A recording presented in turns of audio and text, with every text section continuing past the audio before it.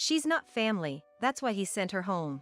How could she say such a thing about my mother? That one's just a housekeeper. This is a family trip, right? Those without blood ties are strangers. She's probably tending to the fields I told her to buy now. My grandfather said too, laughing. My father and I were shocked. Cut the crap. What would happen after his shouting? My name is Hannah, and I'm 17 years old now. I live in the rural area, which is still common to have extended families living together. My friends' homes are the same, and of course, so is ours. My paternal grandparents, my parents, and I live together. Living together is one thing, but what comes with it is the constant harassment. Hey, Olivia, isn't the seasoning in today's meal a bit strong? Well, it might be just right for our son and grandchild, but it's a bit much for us old folks. Sorry about that. I thought I was being careful. Careful, huh? And it's still this salty? Are you trying to shorten our lives by feeding us all this salt? Right, it's common for wives to cold-heartedly bully us frail elderly. You know, the wife in the house next door also. Come on, it started again.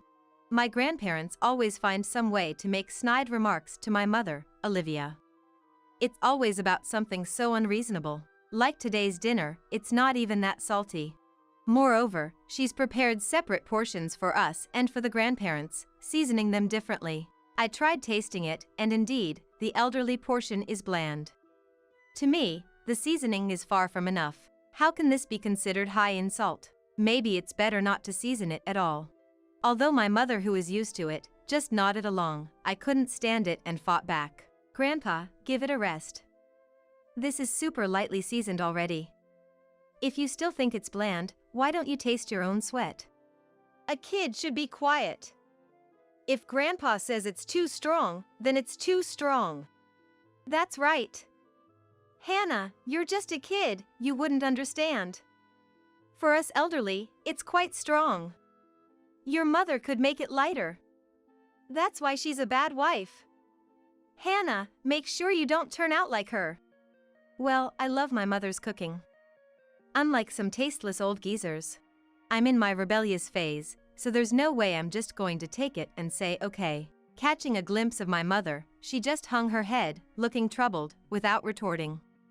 She must have felt my gaze because she looked at me and gave me a weary smile. That tired smile pained my heart. It's not just about the cooking. Day in and day out, my grandparents always have something terrible to say to her. Like how she does the laundry wrong, or how her cleaning is not up to snuff. They even insist that leftovers are good enough for my mother's lunch, and that she should shower last. The list goes on. What era do they think this is? It's like something out of old drama series, these torments. The coldness my grandparents show my mother has another reason. It's because my parents keep their distance from my grandparents' peculiar faith. Instead of Christ, my grandparents worship Satan daily. They seem to blame my mother for my father, their son, being utterly indifferent to their faith. Their frequent saying is, "That one, Satan will drop into hell." My busy father is often away, and I come home late from the sports lessons. During that time, my housewife mother is left alone with my grandparents. Dad, Grandpa and Grandma were saying awful things to Mom again. They even suggested she's plotting something, saying the seasoning was strong when it was clearly bland. I reported to my father, who came home late at night. Honestly, I hate to bother my already tired father with such stories. But as his daughter, I just can't stay silent, can I? Man, happened again? Those two really are something. They don't realize that thanks to Olivia managing the house, they can enjoy their carefree retirement. It's all thanks to you too.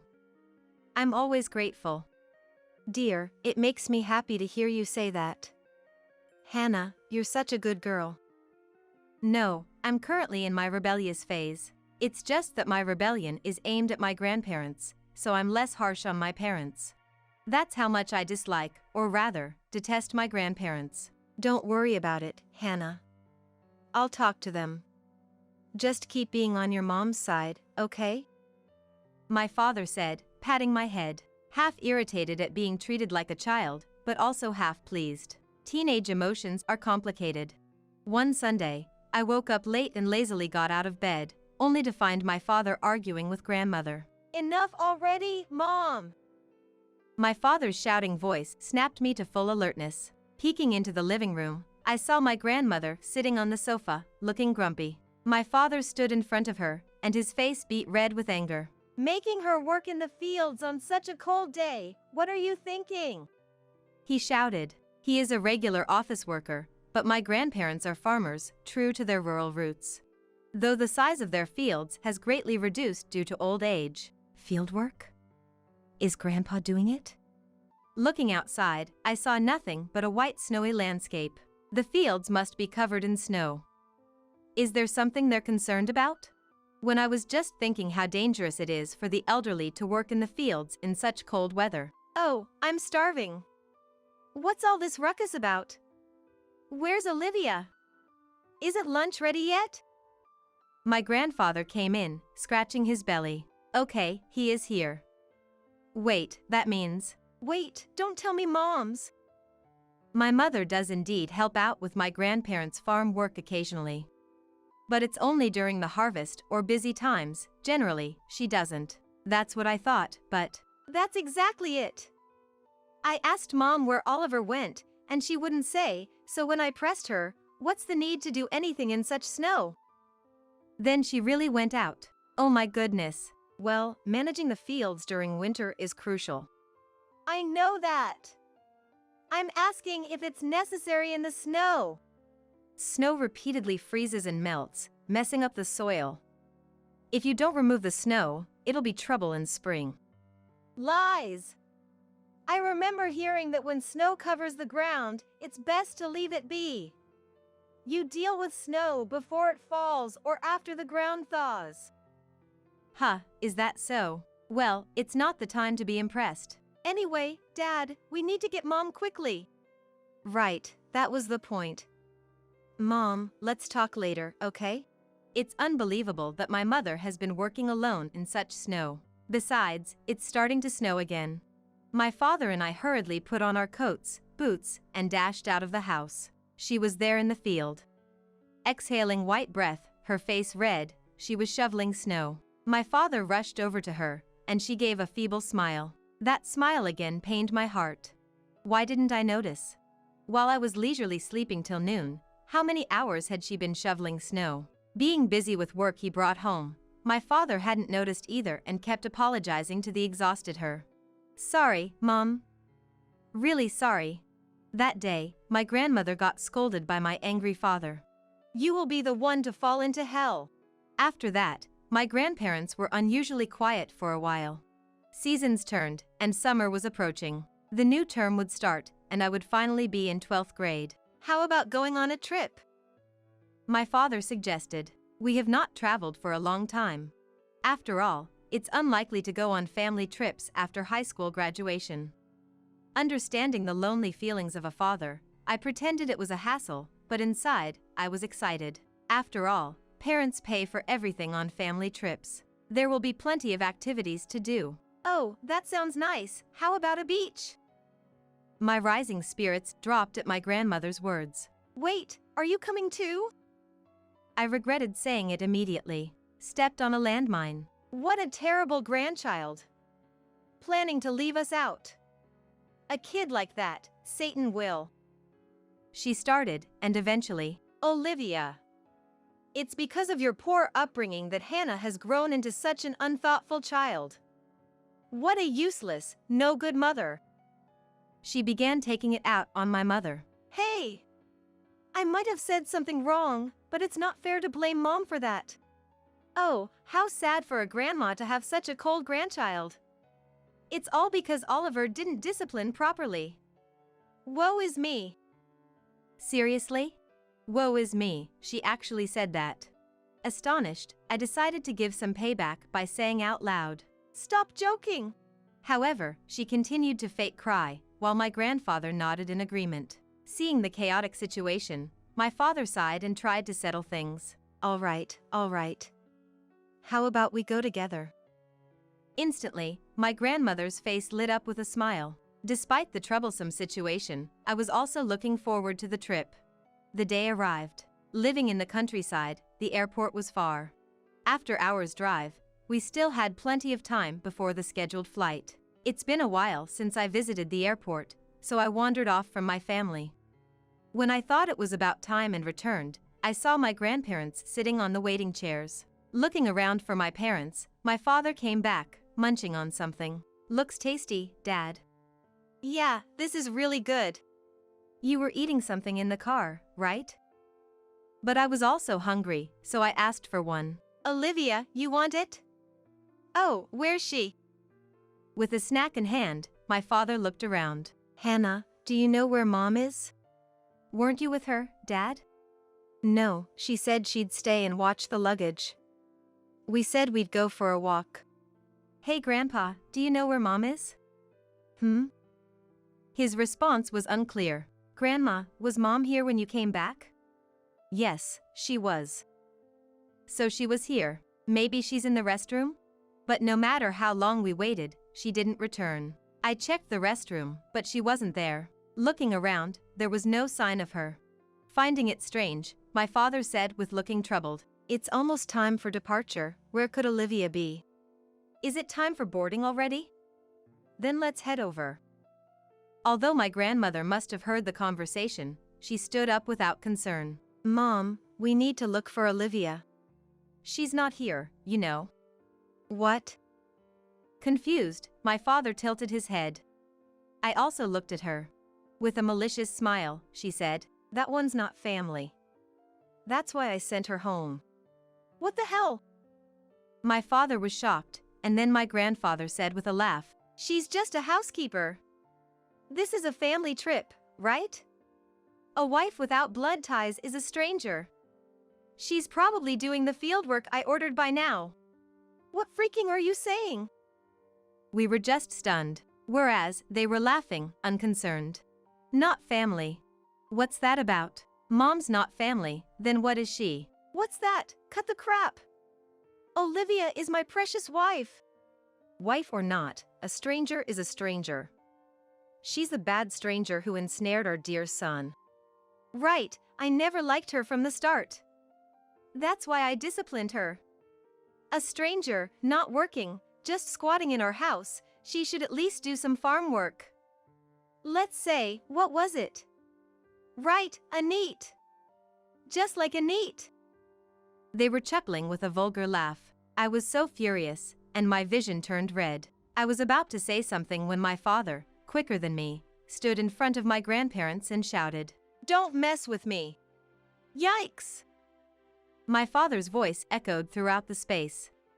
In the busy and crowded place, his voice resonated surprisingly far. Without caring about other passengers who stopped in their tracks, wondering what was going on, he continued to yell, "Always just harassing Olivia with your petty torments. You think I don't know anything? I know it all. Yes, I always tattle. And just when I thought you reflected on that snow incident, you pull this childish stunt. What's so fun about this? Ryan, we were just trying to educate that woman for your sake. What education could you vile people possibly give? It should be you who needs to be educated." Ryan, how dare you speak to your parents like that? Dad, you said Olivia was a stranger, right? She is my precious wife. My beloved wife. The most important family to me. You say that my family member, Olivia, is not your family, that she's a stranger. Then I'm a stranger too. You two and I are strangers. Ryan, what are you saying? What am I saying? That's my line. Do you even realize what you're saying, what you're doing? My grandparents' faces got paled at his fury. I had never seen him so angry. It must have been the same for my grandparents. My grandmother looked like she might burst into tears any moment. However, my grandfather gave a wry smile at my father's state. It infuriated me even more to see him laugh it off. Listen, Ryan. Calm down. He seemed to want to somehow control his son, to maintain his dignity as a father. Anyway, we're running out of time. Let's just have Olivia give up this time. And, well, let's just go, just us. The gate close is almost here. And we don't want to waste the cancellation fee for the hotel we booked. What? Wait, what is he even saying? Expecting Mom to give up this time? Whose fault does he think this is? Whose fault do you think this is? My inner thoughts and my father's shout coincidentally overlapped. My grandfather let out a startled yelp. That's enough. If you want to go, then just go on your own. No, you guys were supposed to come too. Oh, I'm not family either, so it's fine. Hannah. As I casually responded, her face showed shock. What? Did she think I would go along with them? As a daughter of a non-family mother, I am not family either. No way! You're family! You have a blood connection. My bond with my mother is stronger. At a loss for words, my grandparents could only snort in response. I turned to my father. Let's go home, Dad. Mom is waiting. Yeah, that's right. I'll call her soon after. Okay, let's do that. Carrying our bags, we headed for the exit, followed by my flustered grandmother. Hey, wait! What about us? What's going to happen to our trip? That's not our problem. Go on your own.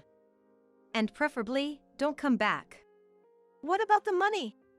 If you want to go, pay for it yourselves. No way! Her voice echoed around us. My grandfather stood dumbfounded. Leaving them behind, we headed home, where my mother was waiting. She was seemingly happy, perhaps because we had called from the car, but I didn't miss it. Her eyes were red. There were traces of tears. Those two, I'll never forgive them. Hey, Dad, I've been thinking. That's a coincidence, so have I. While hugging my mother, I spoke to my father and sensed him nodding in agreement. That night, my grandparents, having few money for the trip, returned home huffing and puffing. They could have taken a taxi by promising to pay upon arrival or borrowed money from a police station near the station to take the bus. But they didn't even know or understand such things. That's just like them. I guess it served as a good punishment. At first, they were extremely apologetic, but in front of my mother, they began to grow bolder again. We did nothing wrong. That woman is to blame. But my father had enough. That's it. We're finding a new house and moving out. We're cutting ties. I don't care about your old age. He made an unexpected declaration. My grandparents were pale, but his determination didn't waver. He temporarily moved my mother and me to a hotel and hurried to find a new house. He found a good property convenient for his commute and my school. Dad, you are so reliable. Then, on moving day, please, we apologize for everything up to now. Don't abandon us. My grandmother was begging, crying. What are we supposed to do if you two leave us? My grandfather was nearly in tears. I don't care. With a dismissive tone, my father left the grandparents in despair. Olivia, please. We're sorry for everything. We won't do it again. We'll recognize you as family. So let's go back to how things were, okay? Astonishingly, to whom Grandma pleaded was my mother. After all the terrible things they've done, how conveniently self-serving. Feeling disgusted, I saw my mother take my grandmother's hand. With a bright smile on my mother's face, just as her face lit up in response, my mother said, "Judgment from the grand white throne." Huh? Satan sees all the anger in this world. What are you talking about? The day to kneel before Satan is near. You'd better prepare your excuses. I hope you make it to heaven. Wait, hey, wait. Goodbye. Leaving the speechless grandparents behind, we got into the car.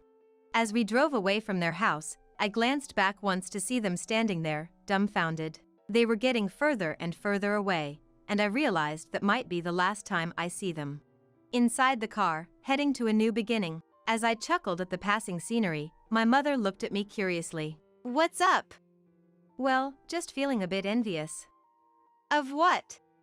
Of Dad. He said, my precious wife, my beloved spouse, the most important family member to me. Really? Hannah! What are you spilling? Oh my, still so lovey-dovey after all these years.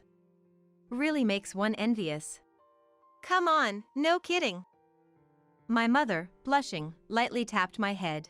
It didn't hurt, but I pretended it did and rubbed my head, then added, I wish I could have a boyfriend like Dad soon. Right after that. A boyfriend! His pained cry echoed through the car, holding the steering wheel. There is no seat of mine! Olivia, oh, your seat? I cancelled it. Ava! Today is the wedding ceremony of my dear brother, Jack. Me, his real sister, not having a seat at the groom's side is unthinkable. What do you mean by cancelled? Oh dear. I mean exactly what I said. Your seat isn't here anymore. Laughing almost cartoonishly, adorned with numerous necklaces and bracelets, is Ava, the bride's mom. To me, she's just my sister-in-law's mom, not someone I usually interact with much. But, as it turns out, Ava and I have a bit of history. I'm Olivia, a 25-year-old singer. Since childhood, I've pursued my dream, enduring hardships and disappointments, but 3 years ago, I passed a crucial audition. That led to hit songs, and now I'm busy with solo concerts and TV appearances. I met my husband, Michael, at work, and we married a year ago. Both my professional and personal life are thriving. It's all thanks to the support of my family. Especially my brother, Jack, who's always been here for me.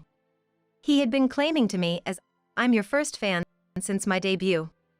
However, in the entertainment industry, I sometimes face criticism for being frivolous or chasing dreams endlessly.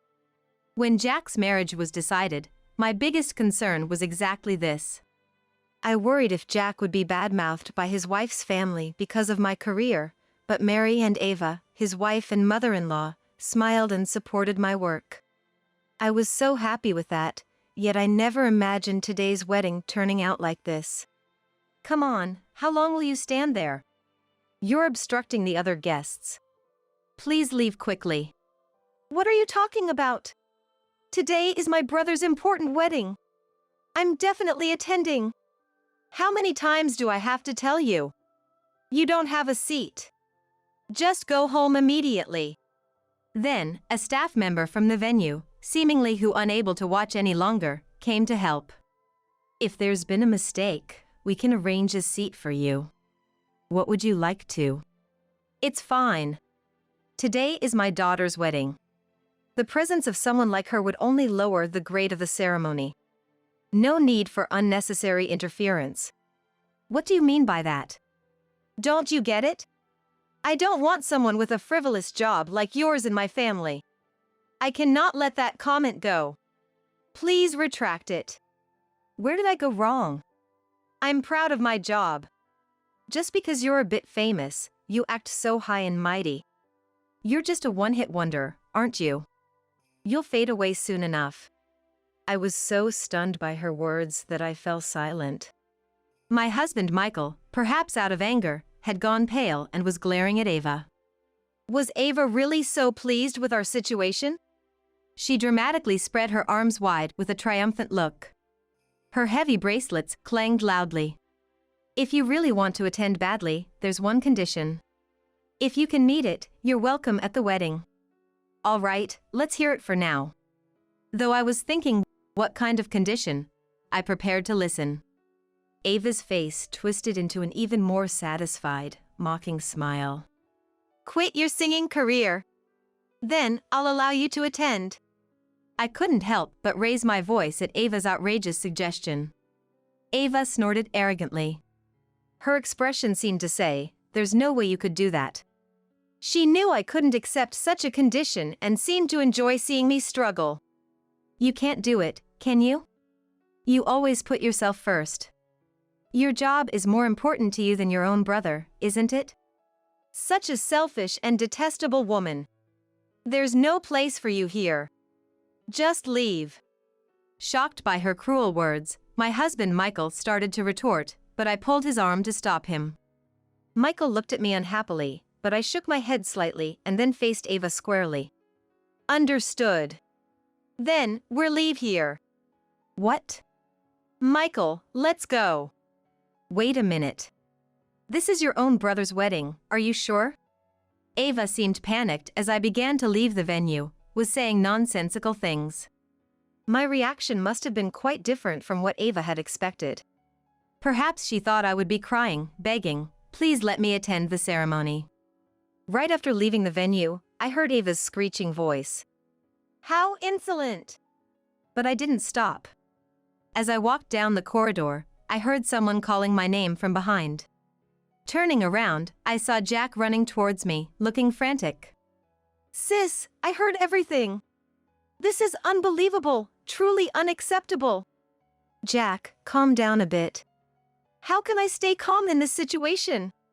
Michael and I had to soothe an agitated Jack together. Once he calmed down a bit, I took a deep breath and faced him. "I'm sorry, Jack. I didn't mean to cause trouble on your special day. This isn't something you should apologize for, sis." But why would Ava say something like that? Well, anyway, now things happened like this. I'm calling off the wedding. Then it's my turn to be surprised. "What? Wait a minute. That's too much." I can't have a wedding feeling like this. "But what about Mary?" "I'm fine with it." Surprised by the unexpected voice, I turned to see Mary standing there. Dressed in a beautiful white wedding gown, Mary looked like a fairy, but her face was clouded with sadness. This pained my heart even more. I'm sorry that my mom's behavior. I don't understand why she did that. It's not Mary's fault. But I can't go on with the wedding knowing I've caused you such distress. We'll explain it to the guests. So, sis, don't worry about it. All right. But don't push yourselves too hard. Sis, I'm sorry. I'll come and apologize properly later. I'm very sorry. Mary. Tears streamed down Mary's face as she apologized repeatedly, and I felt like crying too. What should have been the happiest day of her life was ruined. This made me even angrier at Ava. But there was nothing more we could do there. Michael and I left the venue with feeling terrible. According to Jack, who called me that night. When Ava heard the wedding was cancelled, she was furious. Seemingly oblivious that she was the cause, although she ranted about the preparations and the money spent. However, an angry, tearful Mary and Ava's husband, now aware of the situation, scolded her, and she reluctantly backed down. Jack and Mary told the guests that a family member had fallen ill as an apology. Not revealing the truth was probably their way of showing some mercy to Ava. Thinking of their feelings, I felt deeply saddened. How did things end up like this? While Jack and Mary's support was comforting, but I couldn't help feeling down, blaming myself for being a singer. A week later, Michael and I visited Jack's house. We had received a call from Jack and Mary, who wanted Ava to join them in making a formal apology. They should be the ones coming to our house. Ava absolutely refuses to do that. Are they really sorry then? I think so too, but considering Jack and Mary's feelings. I didn't want to see Ava, but after hearing Jack and Mary's earnest apologies on the phone, I couldn't refuse. Besides, I had something important to resolve. Sis, sorry for bothering you today. Mom, come on, greet them properly. They apologized repeatedly as we arrived. Ava, looking displeased, merely muttered, "Oh, hello." Seeing this, an almost tearful Mary scolded her. I was beyond anger, so already wanting to leave, but I didn't. Because Jack urged, "Please come in." Michael and I sat down, opposite side was Jack and Mary, with Ava also seated. It's about. Mary began. I wanted to be a singer. It's embarrassing now. There's nothing embarrassing about it. Mary has more talent than anyone. Mom, please be quiet. As you can see, she was more enthusiastic about me becoming a singer than I was. Singing is the perfect career for Mary. Please, just be quiet. Ava, about to start shouting, was silenced by Mary's firm words. Of course, singing was my dream too. But as I realized there were better singers out there, my desire faded. Yet, Mom insisted I become a singer. So, 3 years ago, in my graduation year, I promised the audition I took that would be my last. If I passed, I'd pursue singing, but if I failed, I'd give up. And I failed. It wasn't just a failure. You made it to the final round. You were almost successful. As Ava exclaimed, I was intrigued by the audition 3 years ago. It was the same audition that kick-started my career as a singer. I had a suspicion. Mary, was that the audition? Yes. The same one Olivia passed. I participated too. I hadn't realized it at all. You only care about yourself, don't you? Such an unpleasant woman. Mary, with tears in her eyes, reproached Ava, who spat out her words with vehemence. As I watched the two of them, I finally felt a sense of understanding. Hearing Mary's story, Ava's past behavior finally made sense to me. And seeing Ava's attitude now, I decided to go through with a decision I had secretly made. I finally understand, Ava. Oh, what's with that look?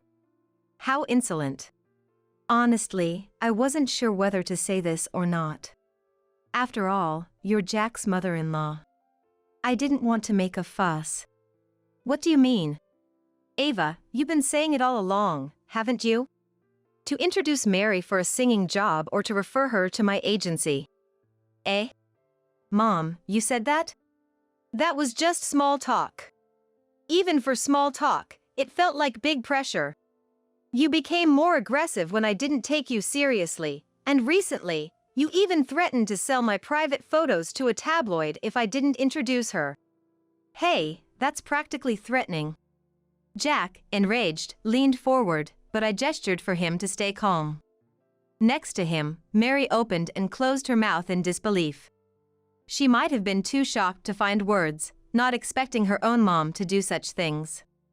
I felt a bit guilty, but I couldn't stop now. The incident at the wedding ceremony, was it your way of getting back at me because things didn't go your way? Mom, did you really do such a terrible thing? That is. You coward. Bringing this up in front of Mary. I knew Ava didn't want Mary to know about her actions. Mary would be hurt if she found out. That's why I had been hesitant to say anything. But I had explained the situation to Michael, then he nodded slightly at me from beside of me. Ava was ignoring Mary's attempts to stop her, approached me, veins throbbing on her temples. Let me make it clear. Mary has far more potential as a singer than you. If it weren't for you, she would have passed the audition. She could have been a singer, even a star. I let her marry into a less impressive family, thinking it might lead to a singing opportunity for her. How dare you take advantage of my kindness?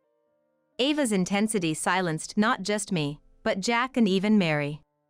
As we stood there stunned, Ava continued her irrational tirade. You probably used some dirty tricks to pass that audition, didn't you? Bribe the judges, maybe even seduce them.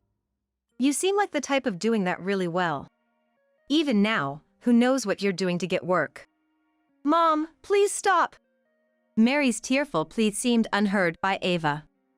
I was so overwhelmed, I didn't know whether to be angry or sad. Then, Michael spoke up. Olivia passed the audition on her merit.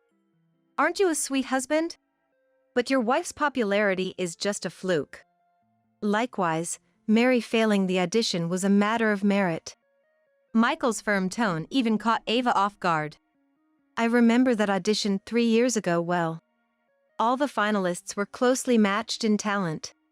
But Olivia had the strongest determination to become a singer. What right do you have to say that?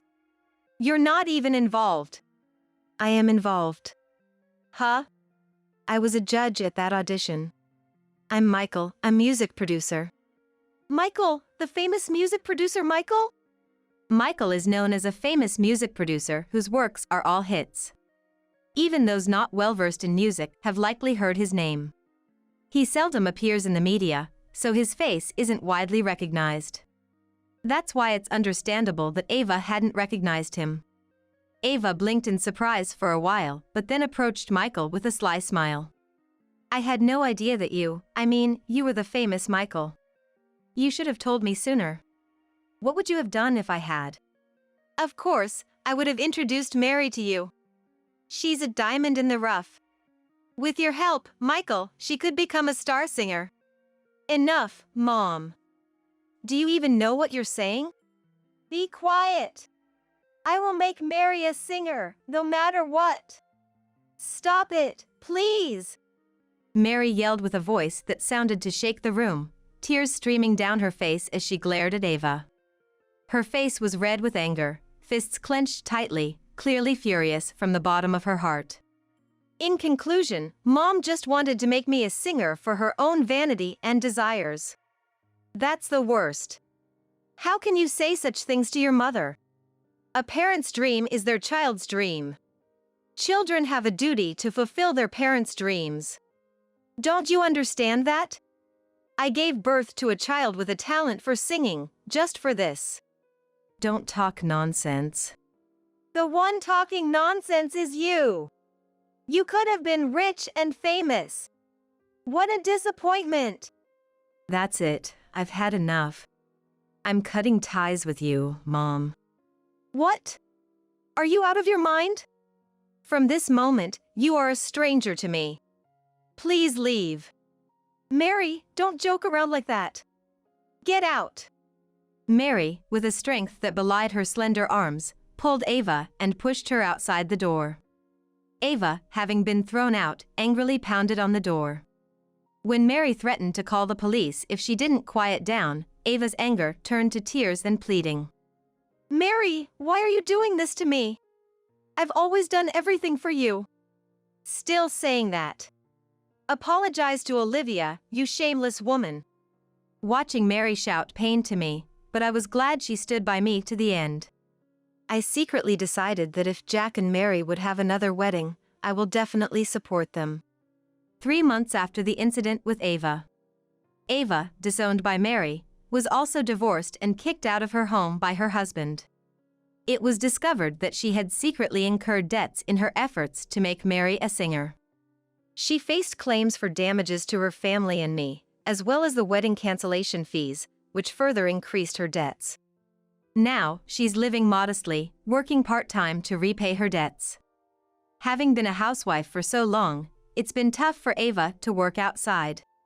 She frequently contacts Mary, saying, "We're family, after all." But Mary firmly rejects her each time. This experience taught me that being a well-known name can unexpectedly attract resentment. Although having achieved my dream, I consider myself fortunate and will continue to work hard as a singer. The compensation money from Ava was given to Jack and Mary, which they used for their rescheduled wedding. Seeing them finally happy was a great joy for me. This is a high-end restaurant, a social gathering place for the winners. It's not a place for losers like you, a bottom-tier janitor. Time for you to leave.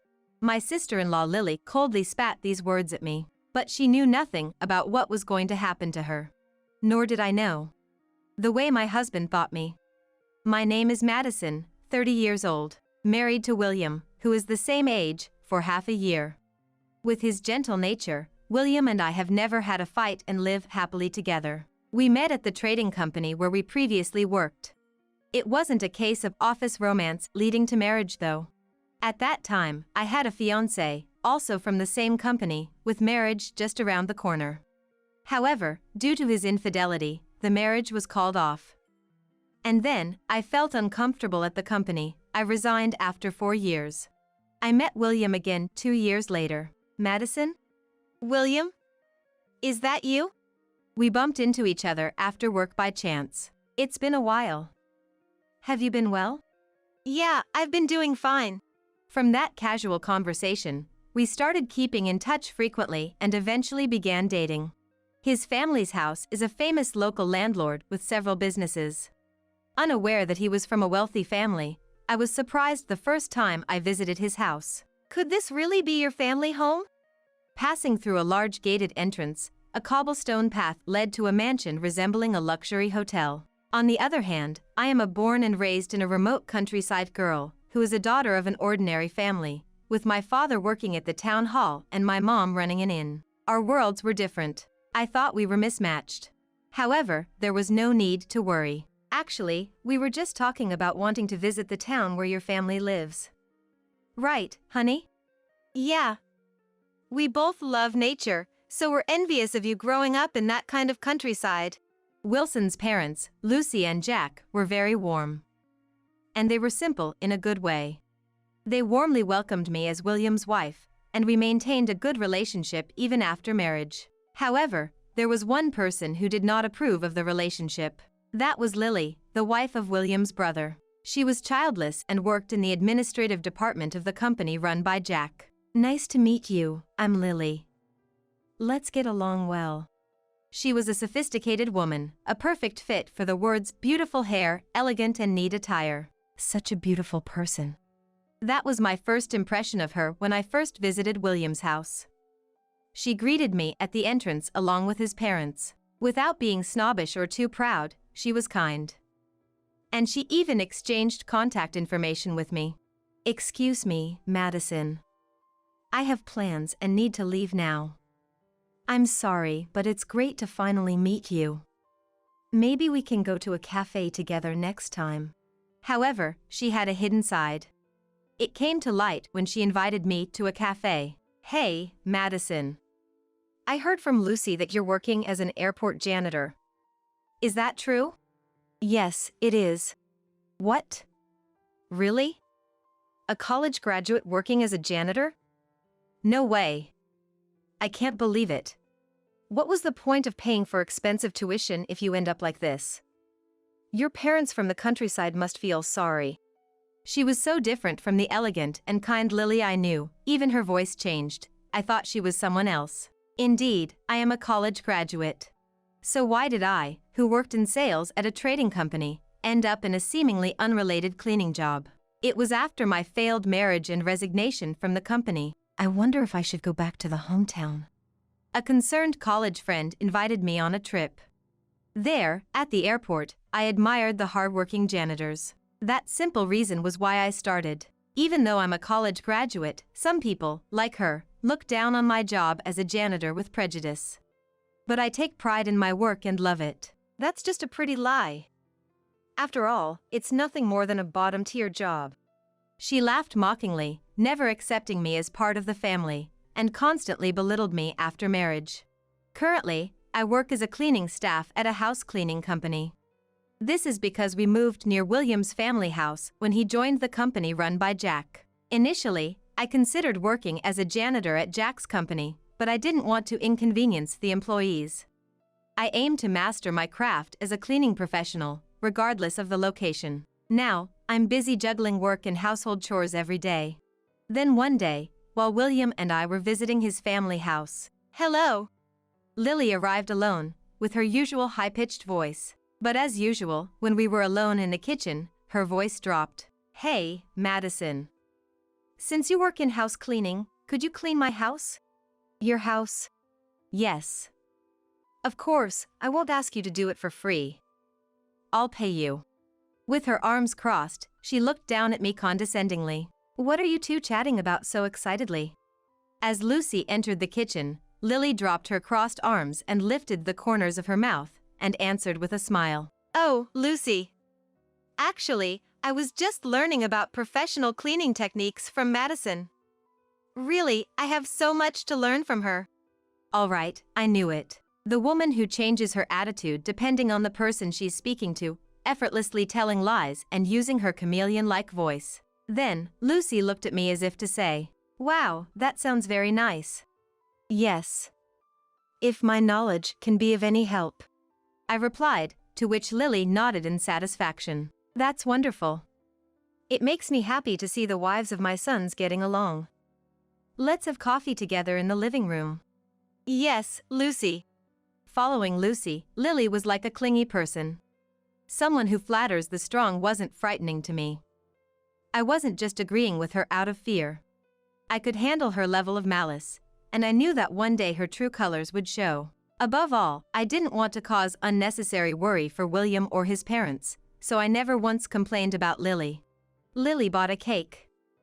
Let's enjoy it together. One holiday, After receiving a call from Lucy, William and I visited his parents. Madison, this cake was supervised by a famous pastry chef. It's delicious, right? Yes, it's very good. As Lily and I were having a typical conversation. Shoot, I spilled it! William's brother Thomas panicked, spilling coffee on his white shirt. Then his wife Lily, sitting next to him, remarked, "Oh no, that's bad," and began to rub the stain on the shirt with a wet towel. Lily, maybe it's better not to rub it too much." What? Her usual unfriendly voice slipped out, surprising everyone. Then quickly switching to her high-pitched, gentle voice, she asked me, "Sorry? What did you say?" "Well, if it's okay, may I do the first aid? Stains get harder to remove over time." "Then, maybe I'll ask you to do it." "Yes, got it." "Then, Lucy, could I borrow a towel and a toothbrush, please?" As I was removing the stain from Thomas's shirt, Lucy commented while watching, "Madison, you really are skilled. Having a job in cleaning really shows, I'm impressed." Whereas Lily's reaction bothered me, but being acknowledged for my work made me happy. "What do you think you're doing?" That night, an irate Lily called without any greetings. "What? Lily? What is it?" "About what happened this afternoon. The stain removal. I know that much too, you know. Don't get carried away just because Lucy praised you a little. Just so you know, by doing a bottom-tier job, you're a nuisance who's lowering the family's status. I've never once thought of you as a sister-in-law." She ranted in one breath. Lily." As I tried to answer, she hung up. That left me stunned. Did she really need to call just to say that? "Madison, what's wrong? Did something happen with Lily?" Concerned, William asked. I couldn't keep silent anymore and told him everything about my issues with her. "I'm sorry, I didn't notice anything." He apologized, looking guilty. "It's okay. It's hard for a man to see through her acting skills," I replied with a laugh. 2 weeks later, William and I were headed to a fancy restaurant to celebrate Lucy's 60th birthday. I've reserved a private room at the restaurant for Lucy's 60th birthday celebration. Can you tell William? Thanks. Lily had contacted me 3 months earlier. It was a popular restaurant, typically requiring months for a reservation. I had been dreading meeting Lily, but it was Lucy's celebration. So I wanted to genuinely celebrate out of gratitude for her. We left home early and were the first to arrive. Just as we settled into the private room, Thomas and Lily arrived. "Hi, how are you guys?" "Fine. You two are early too." "Yes, but we just got here a little while ago." We exchanged pleasantries and chatted as a group. However, excuse me for a moment. William left the room to answer a phone call, and feeling awkward alone, Thomas also excused himself to the restroom. It was just Lily and me alone in the private room. Then, as if it's time to mention, Lily scrutinized me from head to toe and said, "Madison, your dress is lovely but unsuitable you. Which brand is it?" Her usual condescending tone started. I held back and forced a smile. "This dress was a gift from William, so I don't know the brand. But I love it regardless of the brand." "Oh, it was a gift. You two must be close." "But it's not just about wearing nice clothes, you know. Your hands are rough and your nails are short. You should at least go to a nail salon for proper care. No matter how much you try to act like a celebrity, it's obvious by looking at your hands that you're just a wannabe." "Excuse me, but I'm not trying to act like a celebrity. The reason my nails are short and my hands are rough is due to my job. Aren't your long nails inconvenient when doing housework?" "What? Are you saying I don't do housework?" "No, I didn't mean it that way." "Seriously, you're so annoying. Getting a little praise from Lucy and now you're all high and mighty. And daring to challenge me. I even don't know why Lucy would ever accept someone like you as a daughter-in-law." She was getting heated up, seemingly forgetting the reason for today's gathering. "You can say what you want about me, but please don't talk about Lucy like that. Today is her 60th birthday celebration. Please watch your words." "What? How dare you talk to me like that? You should be the one watching your words. Remember, this is a high-end restaurant, a gathering place for winners. It's not a place for losers like you, a bottom-tier janitor. Get out of here. No, I'm not leaving. Being a janitor is not a bottom-tier job. Saying that is disrespectful to other people working in cleaning. Take back what you just said. As I retorted that, then, Lily should leave. What? The door of the private room opened, and William walked in. Then Thomas, Jack, and Lucy also walked in and closed the door. Jack, Lucy! Lily looked shocked, probably realizing where she was and the purpose of the gathering. She opened her mouth but seemed unable to find the words to continue. Anyway, everyone, please have a seat. Usually gentle William spoke with undeniable authority, and everyone obeyed. Sorry to bring this up on Mom's 60th birthday celebration, but I need to talk about something first. Is that okay, Mom? Go ahead, dear. After receiving Lucy's permission, he turned to Lily, who gasped. So, Lily. What were you saying to Madison just now?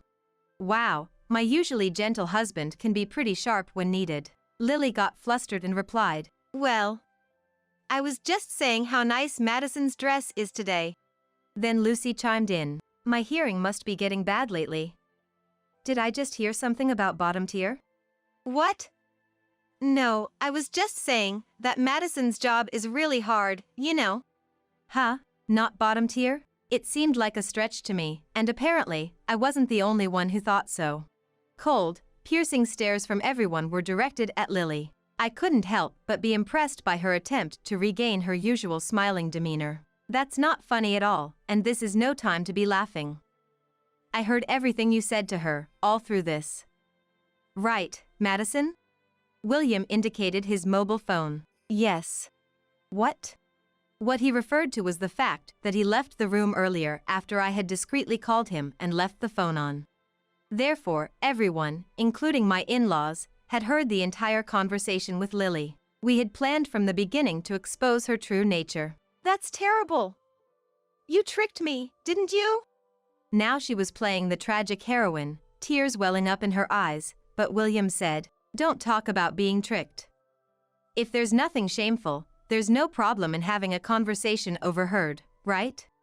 That's... She struggled to find words, so William continued. Lily, you told Madison that this is a high-end restaurant, a gathering place for winners, not for losers like a bottom-tier janitor. But I've never once thought of my wife as a loser. I find her more attractive and respectable now, taking pride in her cleaning job, than when she worked at a trading company. I'm very happy to be married to her. Hearing William think, I was deeply moved by so highly of me for the first time. Besides, in the first place, I don't care if you're a winner or a loser.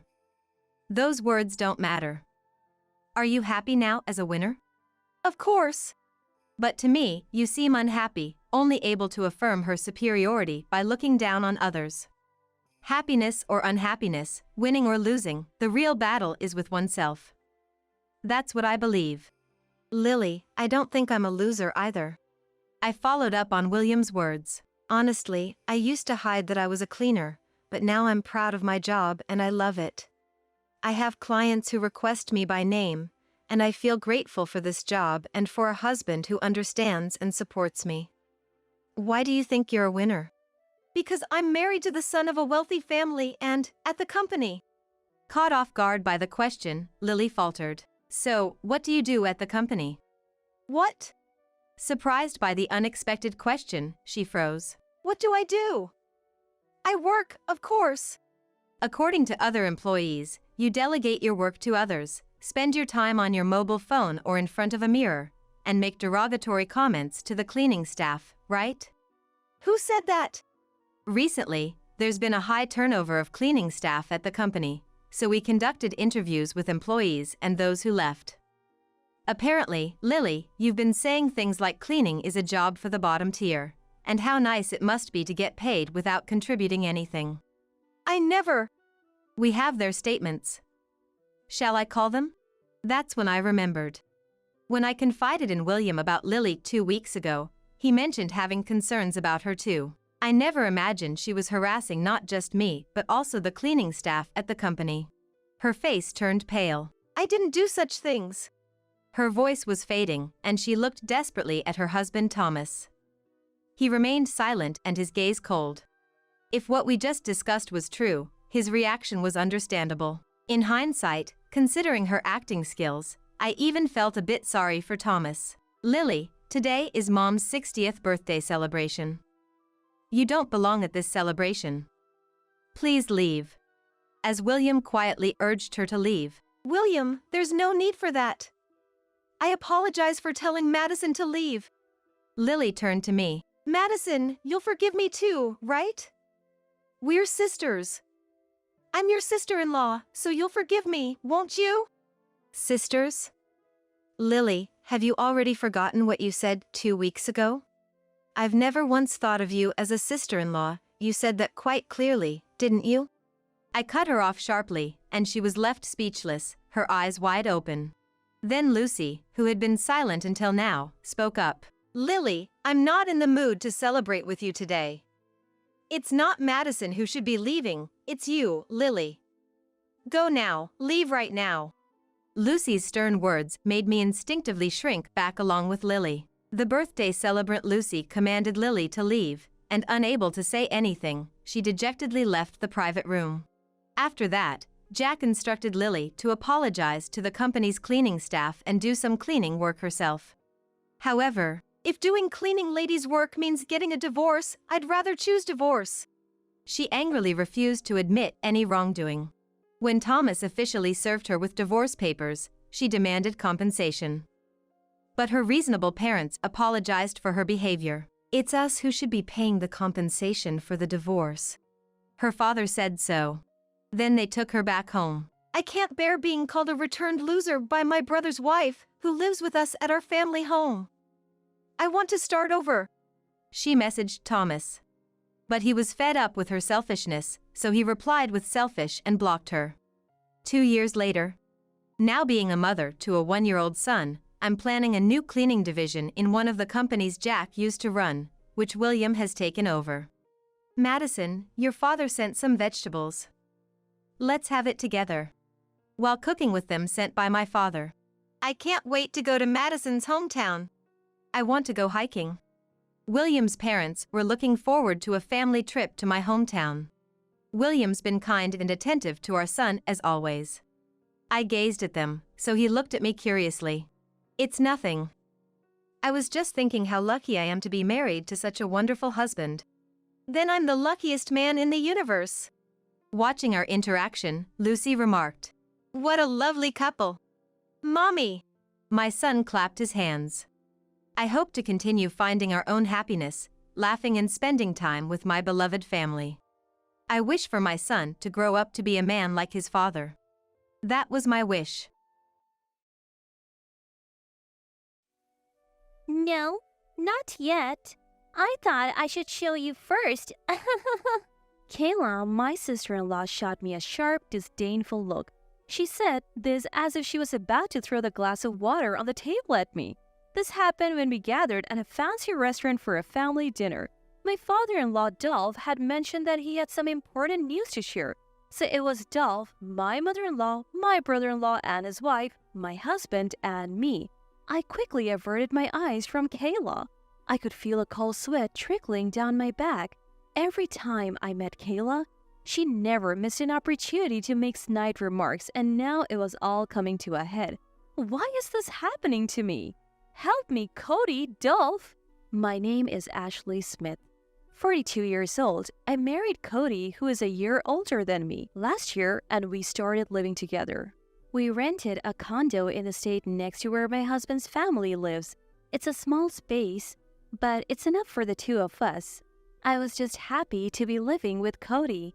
Dolph and his wife are both kind and have always treated me well. Even though I hadn't been married until now, Dolph runs the Smith Family Clinic in town. He's known as a kind and intelligent doctor, a pillar of the community.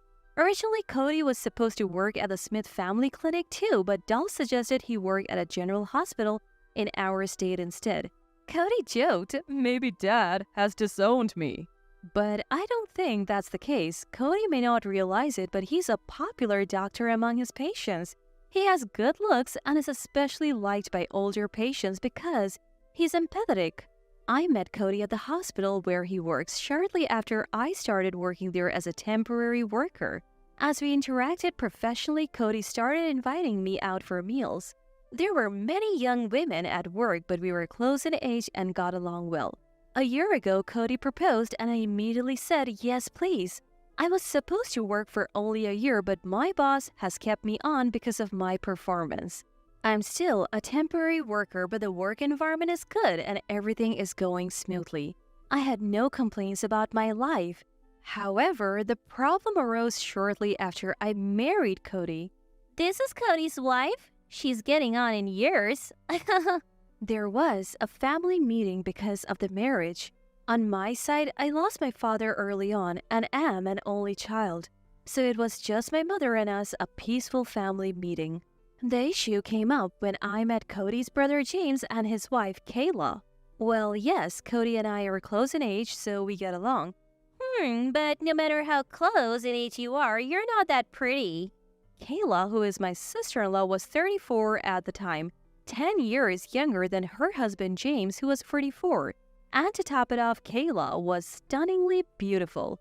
Kayla, who understands her own beauty, seemed to look down on me, who is older and not as attractive. Apparently, Kayla comes from a wealthy family and seems to look down on ordinary people because she was raised in affluence. Kayla, don't be too harsh. If every woman were as cute as you, no one would be getting married late. Haha. You're right, James. You're so smart. James, Cody's brother, also works at the Smith Family Clinic. Unlike Cody, he has a cold demeanor that has patients asking for a different doctor. Yet, he's clueless about being disliked and proudly claims, I'm the best doctor in town. James, Kayla, can you please stop bad-mouthing Ashley? Cody steps in to defend me as Kayla and James continue to mock me. What's gotten into you? It's because you can't read the room that you're not working at the Smith Family Clinic. You're off the successor track, working at another hospital. Who cares about that right now? What kind of husband would I be if I didn't stand up for my wife? Cody, you're taking this woman seriously. Soon enough, it will be proven that she's not fit for the Smith family. Kayla's words were harsh. From the day we first met until now, she's never missed an opportunity to insult me. Despite Kayla's constant nitpicking, Cody and I usually enjoy our married life. Can I go to the beauty salon today? Sure, go ahead and refresh yourself. Cody is always considerate of me. Now, in our second year of marriage, he's a good husband who respects my opinions. I was looking forward to a day out alone, planning to enjoy some window shopping after going to the beauty salon. I got my hair cut and even had it permed. I'm in my 40s, but I still want to enjoy fashion, and I want Cody to continue finding me attractive. Despite Kayla's snide comments, Cody likes the way I look. To keep him from being disappointed, I have been mindful of my appearance. Feeling uplifted by my makeover, I was excitedly wondering what to look at in the various boutiques and accessory stores. Oh, Ashley. Kayla. My good mood was ruined when I noticed Kayla approaching. She was carrying bags from high-end brands and wearing heels that were about 4 inches high. What's with that hairstyle, trying to look young? No matter what you do, you won't change. This is my choice, Kayla. It has nothing to do with you. I couldn't help but snap back at her. I have never said anything mean to Kayla, yet she's always hostile towards me. Wow, how pathetic. Dolph would be embarrassed to have you as his daughter-in-law looking like that. I wouldn't want to walk next to you either. Leave me alone. How I look is my business. Getting all serious? How embarrassing. You can't even effort to shop, you poor thing. Kayla spat out those words and walked away. Her nasty comments felt like mud sinking to the bottom of my stomach, making me feel sick.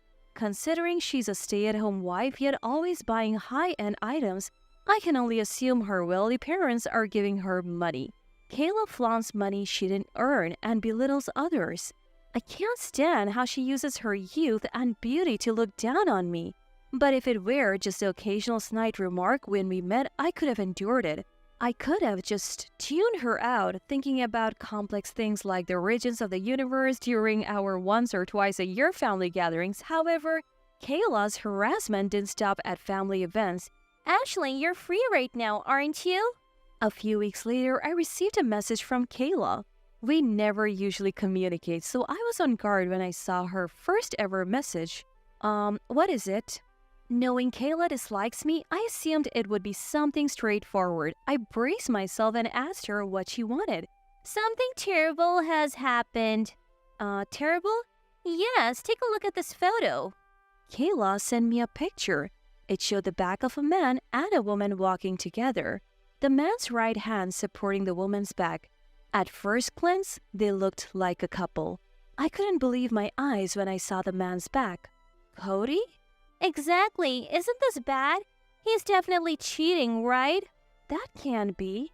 I looked closely at the photo again. Though he wasn't in his white coat, the striped polo shirt was unmistakably one I had bought for Cody, and the hairstyle and height were all him. My head started to spin at the reality before me. What's going on, Cody?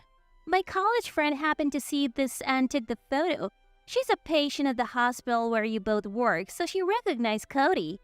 Being a doctor, Cody is easily recognized by the public. That's how this incriminating photo was taken. Have you said anything to Cody? No, not yet. I thought I would show you first. I was at a loss for words. Memories of the happy times I'd spent with my husband flashed through my mind. He had always been kind to me, always on my side. But was all that kindness a lie? What will you do? Divorce him? It's only natural since he's cheating. My hand trembled as I held my phone. I wished this were a dream, but the photo proved it was real. I'm sorry, I can't think straight right now. Of course, if you're going to divorce, better do it soon. You're not getting any younger, Ashley. Time's running out to find your next husband. I could vividly imagine Kayla's mocking smile on the other end of the phone. What should I do? That night, I couldn't sleep and greeted the morning with a heavy heart. The next day, Cody noticed my gloomy face worn from lack of sleep and asked me with a concerned look, "Ashley, is something wrong?" I hesitated to tell Cody what Kayla had told me yesterday. If he really was cheating, he might lose his affection for me for discovering it. More importantly, I wasn't sure if I could forgive him. Either way, our marriage was undoubtedly in jeopardy. Well, about that, if you're troubled about something, talk to me. I'm here to listen. Cody, he looked straight into my eyes. Seeing his sincere gaze, I couldn't believe he would cheat on me. I decided it was better to consult with the man I love than to keep it to myself. I showed him the photo that Kayla had shown me yesterday. Kayla showed me this photo. What? Why does she have a photo like this? She said a friend of hers who goes to our hospital took it. In this photo, you look very close to this woman. What's going on? Honestly, I was terrified to hear the truth. If he seemed flustered after seeing the photo, it would confirm he was cheating. At that time, I too will have to lose my temper. I braced myself for him to say, "I like this woman," and closed my eyes. She's a patient. What? I happened to run into her in town and she looked unwell. She was just a bit anemic, but I'm glad it wasn't anything serious. Anemic? At first, I suspected Cody might be lying. But looking closely at the photo, it did appear that he was helping the woman walk. Not like they were involved in an affair. Exactly. It's good I happened to be there. But what did Kayla want by showing you this photo? She said you were cheating. Cheating? I would never do that. I love you too much, Ashley. Cody, I'm sorry for doubting you. You were worried about this? I'm sorry I didn't notice you were being harassed. Even though I had doubted him, he was still concerned for me. His kindness warmed my heart. I want to cherish this man for the rest of my life and stay by his side. No matter what Kayla says in the future, I will trust Cody. Still, what Kayla did was terrible. She tried to make it look like I was cheating because she doesn't like you, Ashley. She's trying to break us up. What a person! Now that I think about it, it was all a trap. But if we let this go, Kayla might harass us again. Don't worry, I have a good idea. A good idea? Yes, leave it to me. You don't have to worry about anything, Ashley. 2 weeks had passed since I consulted Cody about Kayla. I knew he was working behind the scenes to get back at her, but I deliberately didn't ask what he was doing. It was a weekend, a week later, when we were called by Dolph for an important announcement. It was around the end of the year and we were planning to visit Cody's parents. Cody and I, along with my in-laws and Kayla and her husband James, were to meet at a high-end restaurant arranged by my in-laws. Dolph and Melinda were running a bit late, so Cody, James, Kayla, and I waited for them in a private room. Oh, Ashley's here too? This place is for winners only. Poor people like you should just go home. Kayla, again, how could you? Just as Cody was struggling to contain his anger at James and Kayla's snide remarks, Then you should leave. What? the door to the private room opened and Dolph and Melinda walked in. Kayla, who was just making a snide remark, looked surprised at Dolph. Dolph, what are you saying? Ashley comes from a single-parent home and isn't suitable to support the Smith family clinic. I can support it. You're saying Ashley's upbringing is bad? You're the one with a bad upbringing. What? Why? We're wealthy, so of course we are well-bred. Clearly, you don't even understand what well-bred means. Dolph holds his head in disbelief. Melinda chimes in from beside him. Kayla, We have heard from Cody you have been harassing Ashley quite a bit. what? Kayla probably never thought her in-laws would find out about her actions. Her eyes widen in disbelief. People call it a bad upbringing when you talk badly about and belittle others. What did you say? We were planning to discuss the successor of Smith Family Clinic today.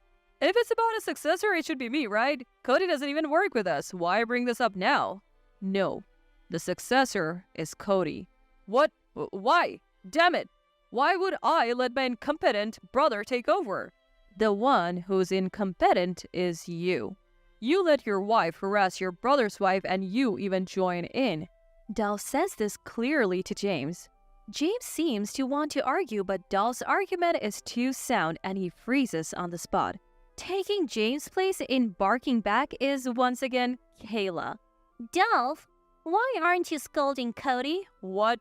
Cody is cheating. I had a bad feeling about this meeting from the start. When I heard Kayla was coming, I suspected she might make a fuss about Cody cheating. Even if the information is wrong, Dolph and Melinda can't hide their shock when they hear the word cheating.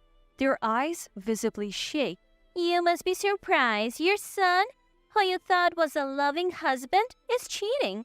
I have evidence. Look. Kayla shows the in-laws the infamous photo.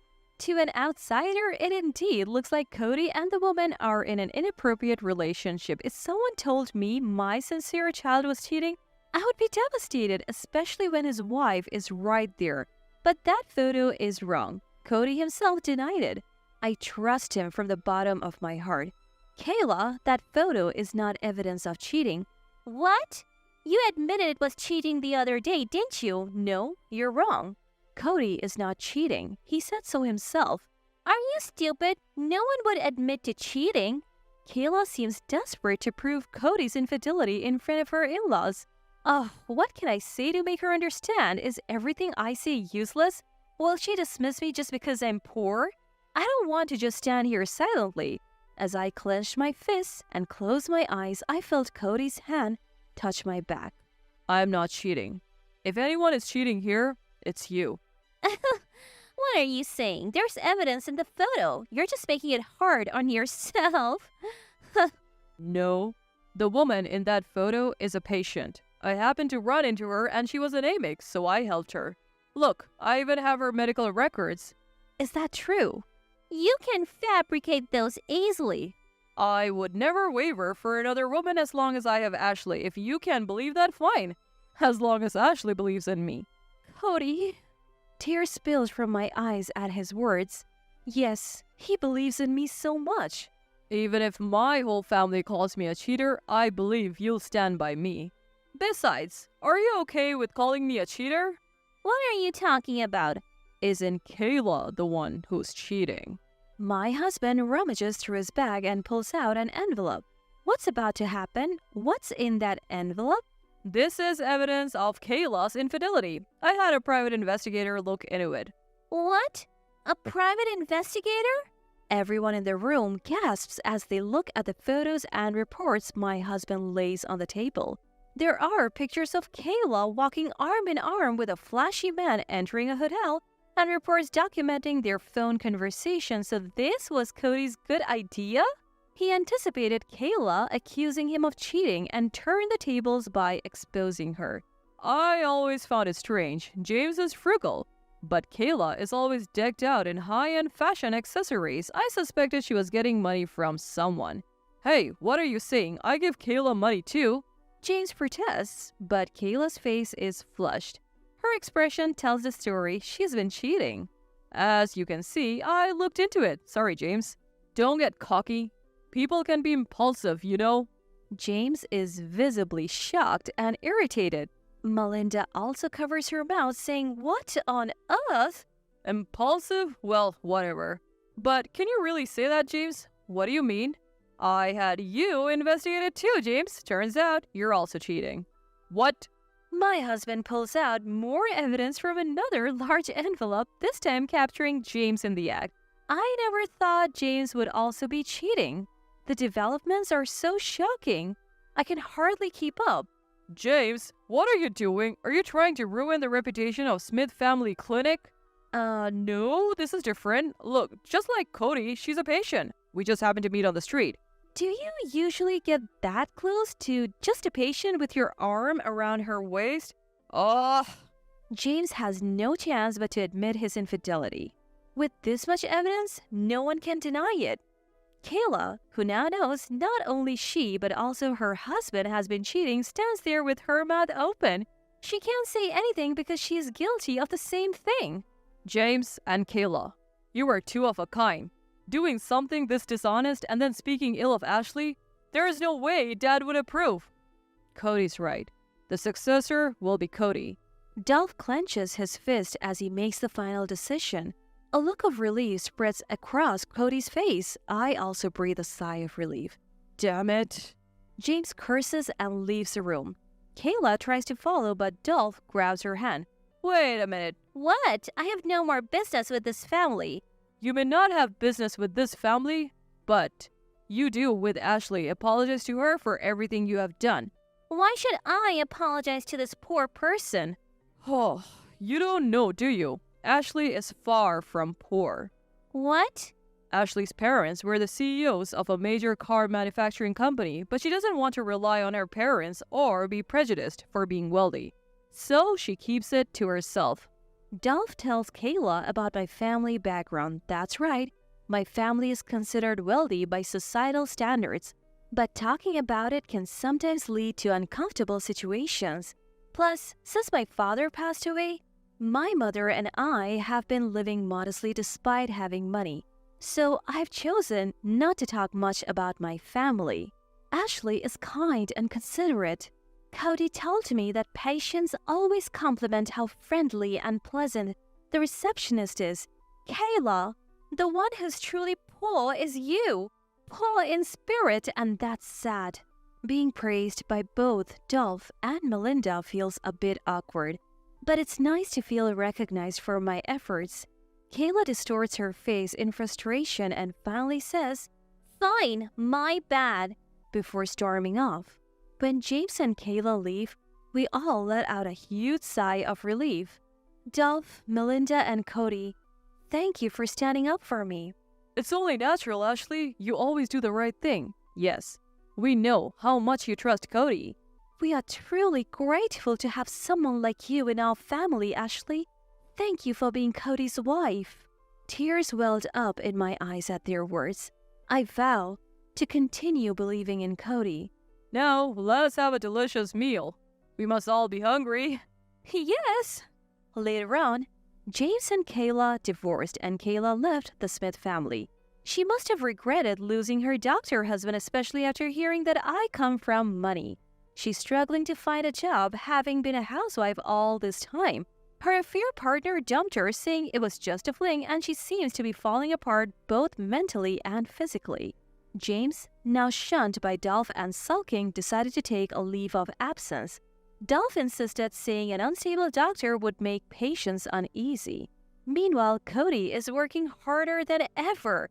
Now that he's confirmed as a successor to Smith Family Clinic, it turns out Dolph had wanted Cody, not the cunning James, to be the successor for quite some time. He had planned for Cody to gain experience in a larger hospital first. I was offered a full-time position at Smith Family Clinic by Dolph. The salary is higher and the benefits are better.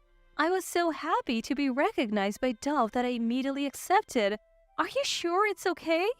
Of course, I can entrust Smith Family Clinic and Cody to you, Ashley. Thank you. I look forward to working with you. Though I was harassed by Kayla and worried about what would happen, I know there are people who see and appreciate my hard work and someone who loves me unconditionally. That alone makes me truly happy. Home at last! Get me a beer and a gourmet steak, would ya? I had just returned from shopping when I saw unfamiliar bags sitting there. I was wondering what they could be when I was suddenly hit with this rude comment. I recognized that voice, and as I looked up, feeling a wave of discomfort, there stood Lewis, my ex-husband who disappeared 3 years ago. Ignoring his smug grin and condescending gaze, I walked into the house without saying a word. Not getting a reply, Lewis followed me, chatting away annoyingly. I acted as if I couldn't hear him. Ignoring Lewis's chatter, I walked around the house and began stuffing everything I needed into a random bag. Hey, don't ignore me! You know I hate being ignored! Unable to tolerate being dismissed, Lewis yelled, grabbed my arm, and turned me towards him. What's the deal? I come home and you treat me like this? Shaking off his grasp, I answered firmly. Fine then, I'm going to my parents' home. Parents' home? What? Clearly not understanding what I meant, Lewis looked bewildered. Leaving him standing there, I walked out of the house, took out my mobile phone, and made a call, as I headed towards the comforting sanctuary of my parents' home. My name is Crystal. I'm now 73 years old. I first met Lewis when I was fresh out of high school and had just started my first job. We were colleagues in the same department. It was my first experience in the working world and I was utterly clueless. Seemingly taking pity on me, Lewis would always find me when I was struggling and offer his help. I started to fall for him because of his kindness. Lewis seemed to feel the same way, and as I started getting used to my job, he suddenly asked me out. Caught off guard by his sudden proposal, I hesitated and put off giving an answer, but he persisted, never giving up his pursuit. Drawn to his straightforwardness, I finally took the plunge and asked him to be with me. To my delight, Lewis agreed instantly, and we were married before we knew it. After a short time, I found out I was pregnant, but by the time our child was born, Lewis had become a different man. While I was knee-deep in parenting, Lewis was consumed by his job. Day after day, he'd come home late and leave for work so early, I wondered if he ever slept. Even as our child grew and events like school ceremonies and sports days became frequent, Lewis showed no interest in participating. Our child was feeling the absence, and when I tried to talk to Lewis about it, he yelled, "Who do you think is paying the bills? Just handle it yourself!" And from then on, he grew increasingly distant. Lewis started coming home even later, often not coming home at all. When he did show up, he'd reek of alcohol, stumbling in drunk. When I'd ask what he was up to, he'd scream, "I'm entertaining clients! It's work, okay?" After that, I stopped confronting him. Years went by, and Lewis reached retirement age, but even in retirement, he continued to work every day. Though I didn't know the details, he seemed to have a late retirement job and was still coming home late, apparently hitting the bars. But there was one change. Now the money he spent on these so-called business dinners came from his own pocket. We had to start worrying about our finances since our child was off to college. Although Lewis made a decent income, it was now a concern. That's why I started a part-time job, but the money for Lewis's entertainment expenses was coming from that income. At this point, I was at a loss about what I was even working for. Our living expenses were being drained by Lewis's business dinners, and Lewis wouldn't settle for cheap things, not after all these years. So I worked my hardest and budgeted meticulously. Eventually, Lewis's late retirement job also came to an end. Thanks to my careful budgeting, we'd saved up just enough for a little luxury. After years of working at the same company, Lewis finally retired. While he seemed aimless during the day, he still went out on his nightly escapades. Though not as often as when he was employed, he would still snatch some money from me and head out. Each time he returned, the scent of alcohol clung to him, indicating his destinations hadn't changed. Deciding this couldn't go on and eager to finally spend quality time as a couple, I proposed a trip to a long-desired tourist destination. A trip? With you? Why should I... well, sure, let's go. Though he seemed reluctant at first, a long stare into my eyes seemed to convince him. Had I looked that serious?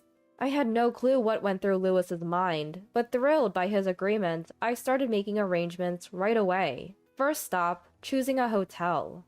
I went through my phone and travel magazines, discussing multiple options with Lewis as we settled on one. He didn't seem all that interested, but I decided not to back down this time and continued making preparations. Just when everything was set and all that remained was to wait for the day, Lewis's phone rang. Picking up the call as he left the living room, he said, "Oh, golf overnight next Thursday? Great! What time should I be there?" The joy in his voice unsettled me. We were supposed to leave for our trip next Friday. If he goes golfing overnight on Thursday, he might not make it back in time. I waited restlessly for Lewis to come back. "All right then." As Lewis ends the phone call with a smile, I quickly ask for confirmation. "Lewis, you remember next Friday, right?" "Next Friday? The trip we're going on, remember?" "Oh, that. We're leaving in the evening, right? I'll make it." "Are you sure?" When Lewis gives a dismissive reply, I ask back with a puzzled and stern expression. Then Lewis shouts back, looking annoyed. "What's with that look? Let me have my retirement fun!" With that, Lewis leaves the living room and I'm left alone. I'm stunned, unable to retort after being yelled at for the first time in a while. I felt utterly pathetic and decided to just call it a day. Days passed and Lewis left for his golf outing early in the morning. Tomorrow was finally the day of our trip, so I decided to double-check everything to make sure nothing was amiss. Finding no issues, I decided to anxiously await Lewis's return. Morning broke without him and I woke up early, perhaps due to my anxiety. We had a flight to catch in the evening for our trip, and I'd feel at ease only if he came back after noon. Time crawled by, and even after noon, Lewis still hadn't returned. Feeling overwhelmed with anxiety, I tried calling Lewis, but got no answer. I tried reaching out multiple times, but still no response. Pacing the floor and glancing at the clock, I finally lost my patience when Lewis eventually called me. "What are you doing? Where are you? We're running out of time!" Before even hearing Lewis's voice, I blurted out my concerns. Just as I was about to ask him to hurry home, Lewis interrupted me. "Sorry, but I can't make it in time. Go ahead without me. I'll catch up." His voice carried a slight tone of apology. Then he hung up abruptly. Stunned, I immediately tried calling him back, but he didn't answer. Resigned, I got ready and headed to the airport. On my way, I stood before the airport staff holding 2 tickets, explaining the situation. Once I arrived, I had to repeat my story to the puzzled hotel receptionist during check-in. I tried calling Lewis to let him know I was at the hotel, but got no response. Feeling miserable, I ate dinner and spent the night crying. At dawn, I checked out of the hotel. I canceled all my plans for the day and went home. "Lewis, are you home?" Opening the door, I found no signs of Lewis. As I entered the living room, I noticed a piece of paper on the table. Curious, I looked at it and realized it was a filled-out divorce application. I slumped into a chair, utterly defeated. I sat like that in the now silent house for some time. Fast forward 3 years. I'm walking home from my part-time job. The streets are beginning to darken, and while nothing has changed in these 3 years, I certainly have. Taking a deep breath that resembles a sigh, I adjust the eco bag of groceries I'm holding and look up at the darkening sky as I reach my front door. Then I notice it. The lights are on in the house. For a moment, my heart trembles. I rush in and find unfamiliar luggage. Shocked, I ponder what's going on. Just then, I heard a familiar voice saying something quite intrusive. As I lift my head, overwhelmed with an indescribable discomfort, there stood Lewis, who had disappeared without a trace 3 years ago. I couldn't help my astonishment as Lewis looked down on me with a smug grin. Before I could ponder why, Lewis impatiently called out, "Got home, didn't I? Give me a beer and some fancy steak, now!" Stunned, I watched as a satisfied Lewis retreated to the living room. As I followed him into the room, Lewis was already engrossed in the TV, looking quite disheveled. Wearing dirty sweatpants and his hair a mess, Lewis even sported an unshaven beard and a protruding belly. I left the living room without saying a word. Lewis noticed my silence and followed me out, badgering me with relentless chatter, but I wasn't listening. I walked around the house, went into the room we use for storage, and pulled out a suitable bag. I started to pack what I needed. "Hey, don't ignore me! You know I hate being ignored!" Apparently unable to handle being ignored any longer, Lewis yelled and grabbed my arm. "I came home for you, and this is how you act?" I shook off Lewis's hand and said firmly, "Don't expect me to be the same as before. I'm going home, to my parents' house." "Wait, your parents' house?" Lewis was bewildered, unable to grasp what I was saying. Ignoring him, I left the house and quickly dialed a number on my mobile phone. I pack enough essentials in my bag for a decent period and head towards the comforting home. Along the way, I make a phone call. I knew it might be an inconvenient time, but I couldn't care less at that moment. The person on the other end seemed somewhat surprised, but quickly agreed to my coming, so I hurried on my way. After arriving, I pressed the doorbell. The person who greeted me made me burst into tears. "Welcome! Come on in!" said the person who warmly welcomed me and handed me a towel as I sat near the stove. I thanked them and buried my face into the towel. The different scent of the place oddly comforted me, helping me calm down. They made me coffee in the meantime, which was handed over gently. I love this coffee. The coffee served in this former in-laws' house. Joanna listened to my story just like she had 3 years ago, occasionally nodding. It was Joanna I turned to when I felt lost, left behind by Lewis with divorce papers. Keeping my eyes dry, I explained my situation to Joanna. She kindly invited me to her house. Where I ended up running to was my ex-in-laws' place. Again, Joanna listened to my story attentively. Glancing at my phone that had been ringing, she suggested, "For now, try calling Lewis over here." Taking her advice, I returned one of Lewis's many calls and told him to come. But Lewis just yelled incomprehensible things and hung up. Seeing my disappointed face, Joanna smiled and started dialing. "Hey, Lewis, come home, right now." Though Joanna spoke in a firm yet gentle tone, it seemed Lewis's response was unchanged. Gripping the phone tightly, Joanna warned, "Crystal is crying. If you don't want to sever ties with me, who's helped you out, come home, now." She hung up without even waiting for Lewis's reply. I had never seen Joanna raise her voice like that, and to my surprise, my tears had retreated. "Don't be startled. He'll be here soon. Then we'll teach him a lesson together," she said, turning to me with her usual warm smile. As we sipped coffee and continued chatting, the front door suddenly became noisy. Joanna slowly got up and headed for the entrance. "What's with all the racket? You're bothering the neighbors?" Unlocking the door and letting Lewis in, Joanna pulled him by the ear toward me. She seated Lewis where she had been sitting and took a seat next to me. Turning to Lewis, she just said, "Well?" and sipped her coffee. Lewis looked puzzled for a moment, but quickly started shouting and pointing at me. This woman ignored me and left, even though I came home for her. I thought she'd be lonely since I've been gone for so long. Feeling my anger rise at Lewis's words, I was about to retort, but Joanna interjected. Where exactly have you been, and what have you been doing for the last 3 years? Lewis was at a loss for words. Back then, I had clung to Joanna and tried contacting Lewis in the same way. Whether he had blocked my calls or not, he was unreachable. Even Joanna couldn't get through. So it was good that we could contact him and get him to this time. Seizing the opportunity, Joanna pressed Lewis.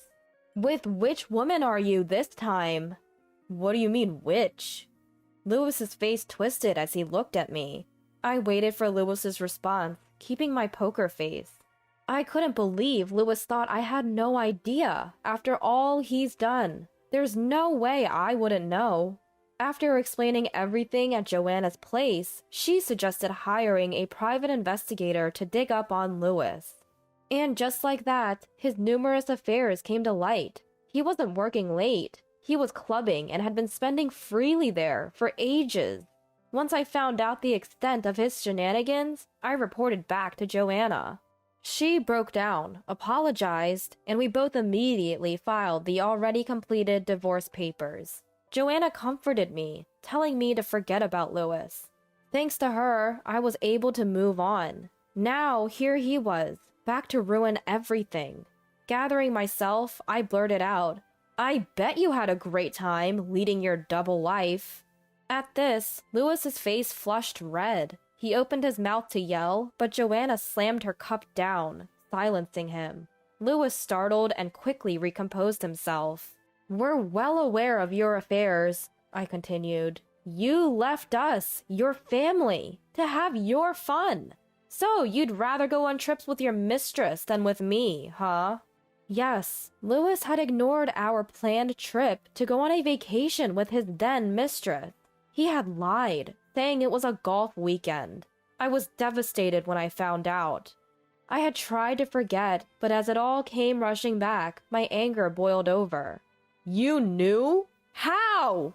No, forget that. Forgive me, Crystal. I won't do it again. Lewis pleaded, clearly unable to bear being glared at by both me and Joanna. But forgiveness was off the table. Joanna snapped. Do you have any idea how much Crystal suffered? Your pathetic apology won't cut it. Now it's your turn to feel miserable. Her voice, strong for someone well into her 90s, made Lewis stifle a scream. He turned to me. I'm sorry. Really. Let's go on a trip to make up for it. Just the two of us. I'll pay for everything. I don't know what you're thinking, but there's no way I'm going on a trip with you. Besides, we're not even married anymore. What? He tried to sweet-talk me when he failed with my mom, but it was too late. We were already divorced.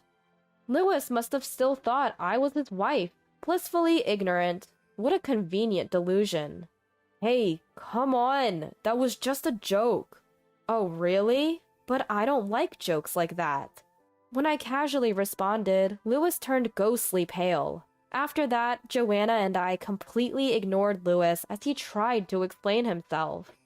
At first, Lewis yelled and screamed, but when he saw he was being ignored, he ended up crying like a child. Joanna told me that even after his disappearance, Lewis had been coming to get money from her. By then, I had started taking action in my own life, so I never contacted him. He was still finding ways to get money, though. Joanna had been keeping tabs on him. She knew what he was up to. It was a tough time for me, but it must have been equally hard for Joanna to keep it all to herself. Thinking back, it feels overwhelming. When Lewis eventually fell asleep, Joanna and I discussed our next steps. Apparently, Lewis had been kicked out by a woman he was close to, so he had nowhere to live. So he would live with Joanna for the time being, and I would consult a lawyer to claim compensation from him. I couldn't let this opportunity slip away. However, Lewis couldn't afford to pay, so Joanna would cover the compensation for me. With a plan in place, I took action immediately. A few days later, the compensation was transferred to my account. Lewis seemed relieved that he didn't have to pay, but all that changed was that he now owed the money to Joanna instead of me. Nothing was resolved. Joanna updates me occasionally. Lewis is using age-friendly employment opportunities to work and pay her back. Almost reaching her 100th birthday, Joanna seems to manage the slacker Lewis just fine. I hope she stays strong for many more years. As for me, I went back to my childhood home the moment I confirmed the transfer. This is where I truly grew up, and I returned to take care of my ailing mother. I had given her a lot to worry about. From now on, I intend to live a more laid-back life while taking care of her. Please, help me! The voice of Mia on the phone was so frantic that I had never heard. She was supposed to be on a plane to Hawaii with Ethan by now. Was there some kind of trouble? I braced myself. Our house! Our house! What? Our house? Mia wasn't on the plane. Learning the truth, I resolved to send Ethan, who had been missing, to hell. I'm Lily, a 32-year-old corporate employee at a major trading company. My husband Ethan is a year younger than me, and we got married 3 years ago. He works for a big corporation too, and is quite handsome by any standard. I didn't choose him for his looks or salary, but he's been nothing short of perfect as a spouse. I've been happy we married early. Our marriage was smooth sailing, but then, out of nowhere, Ethan quit his job recently.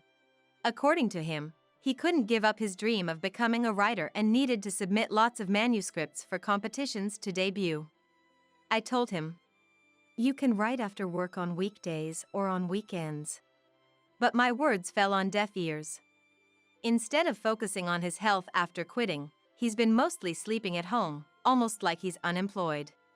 Hey, if you're going to be at home, at least do some housework. If I do the housework, I'll have no time to write my manuscript. You're just sleeping all day anyway. I was fed up with this repetitive argument. Not working, not doing house chores, just sleeping. My patience with Ethan was wearing thin, and I started considering divorce. But thinking about my good income, Ethan's remaining savings, and most of all, Mia, Ethan's mother, who was overjoyed about our marriage, made it hard to take that step. Mia raised Ethan alone and dotes on him as he has no siblings. She was thrilled about our marriage, treating me like her own daughter. However, since Ethan quit his job, Mia started to act awkwardly around me. She often didn't respond to my messages. It was clear she was avoiding me, and I couldn't figure out why. When I asked Ethan, he just said it would be best to leave her alone, not taking it seriously. Gradually, I too started to dread contacting her, deciding to just observe as he suggested. At least do the house chores if you're not working. I'm doing all the work and house chores, while you just sleep all day. That day, my anger finally erupted. Ethan was talking about a deadline for some competition, but he wasn't acting like it. He complained about me being slow to prepare lunch while I was working remotely. I couldn't stay silent after that. It turned into a fierce argument. You're always working too, never make a decent meal. What, should I just not eat? Your lazy behavior without working is only possible because I'm out there earning our living expenses, right? Your savings hardly make a dent in our costs. Being called out for not working and being supported by me, Ethan's face turned red with embarrassment and he started shaking. I thought if he got violent, I'd leave the house right away, but thankfully, that worst-case scenario was avoided. Without saying a word, Ethan stormed out of the house. Watching him leave in his casual clothes, with just his mobile phone and wallet, making deliberately loud footsteps, I felt like I was looking at a petulant child. The only place he could go in that getup would be his parents' house. I thought of warning Mia in advance about Ethan possibly causing trouble, but, as usual, she didn't answer her phone. He sneaked back home later that night, but from that day on, our conversations dwindled, and he started avoiding me, going out more frequently. For an unemployed Ethan, his destinations were limited, usually his parents' house, and sometimes I'd find receipts from internet cafes. I tried to initiate conversations several times, but each time, he would escape to his room or just leave the house. I gave up on repairing our relationship and started preparing for a divorce. I thought it best to inform Mia about the divorce. I sent texts and made calls, but got no response. Even when I asked Ethan that something might have happened to her, he just said she was fine. Considering how often he visited his parents' house, I believed him, but I started doubting his whereabouts. I could just ask Mia how often he visits her, but I couldn't get in touch with her. I thought about investigating his whereabouts myself, but with work and household chores, I didn't have the time or energy. Returning home after a late-night overtime shift, I found him fiddling with something in front of the closet. "What are you doing up so late?" Welcome back. Actually, I'm planning to take Mom to Hawaii tomorrow, just packing for the trip." "Tomorrow? That's quite sudden." Unconcerned by my surprise, he happily packed the luggage. I knew Mia always wanted to go on a trip. After Ethan's father passed away when Ethan was young, Mia devoted herself to working and raising him alone. She rarely even went to the department store, let alone on trips. I remember her saying that with a wistful smile. "This month, Mom turns 60, so I thought I'd fulfill her long-standing dream." "Mia's turning 60 already." "Yeah, that's why I've been working part-time lately, saving up money for this. But there's a bit of a problem." He looked up at me. "I've got enough for Mom's part of the trip, but I'm short for my half. I've been saving, but it's not enough. So, I was wondering, Lily, could you help out a bit? Is that okay?" He looked at me with a pleading expression, radiating charm as if refusing him would be unthinkable. "So, you're saying I should pay for your part?" Startled by my unexpectedly cold tone, he hastily shook his head. No. Just lend me the money. I'll pay it back after the trip." "And you're not going to fail to pay me back because you can't find a job, right?" I glared at him, and he looked suspiciously guilty. I was astounded by his audacity. "I won't do that. Trust me, I can even write a commitment form if you want." "All right, let's do that."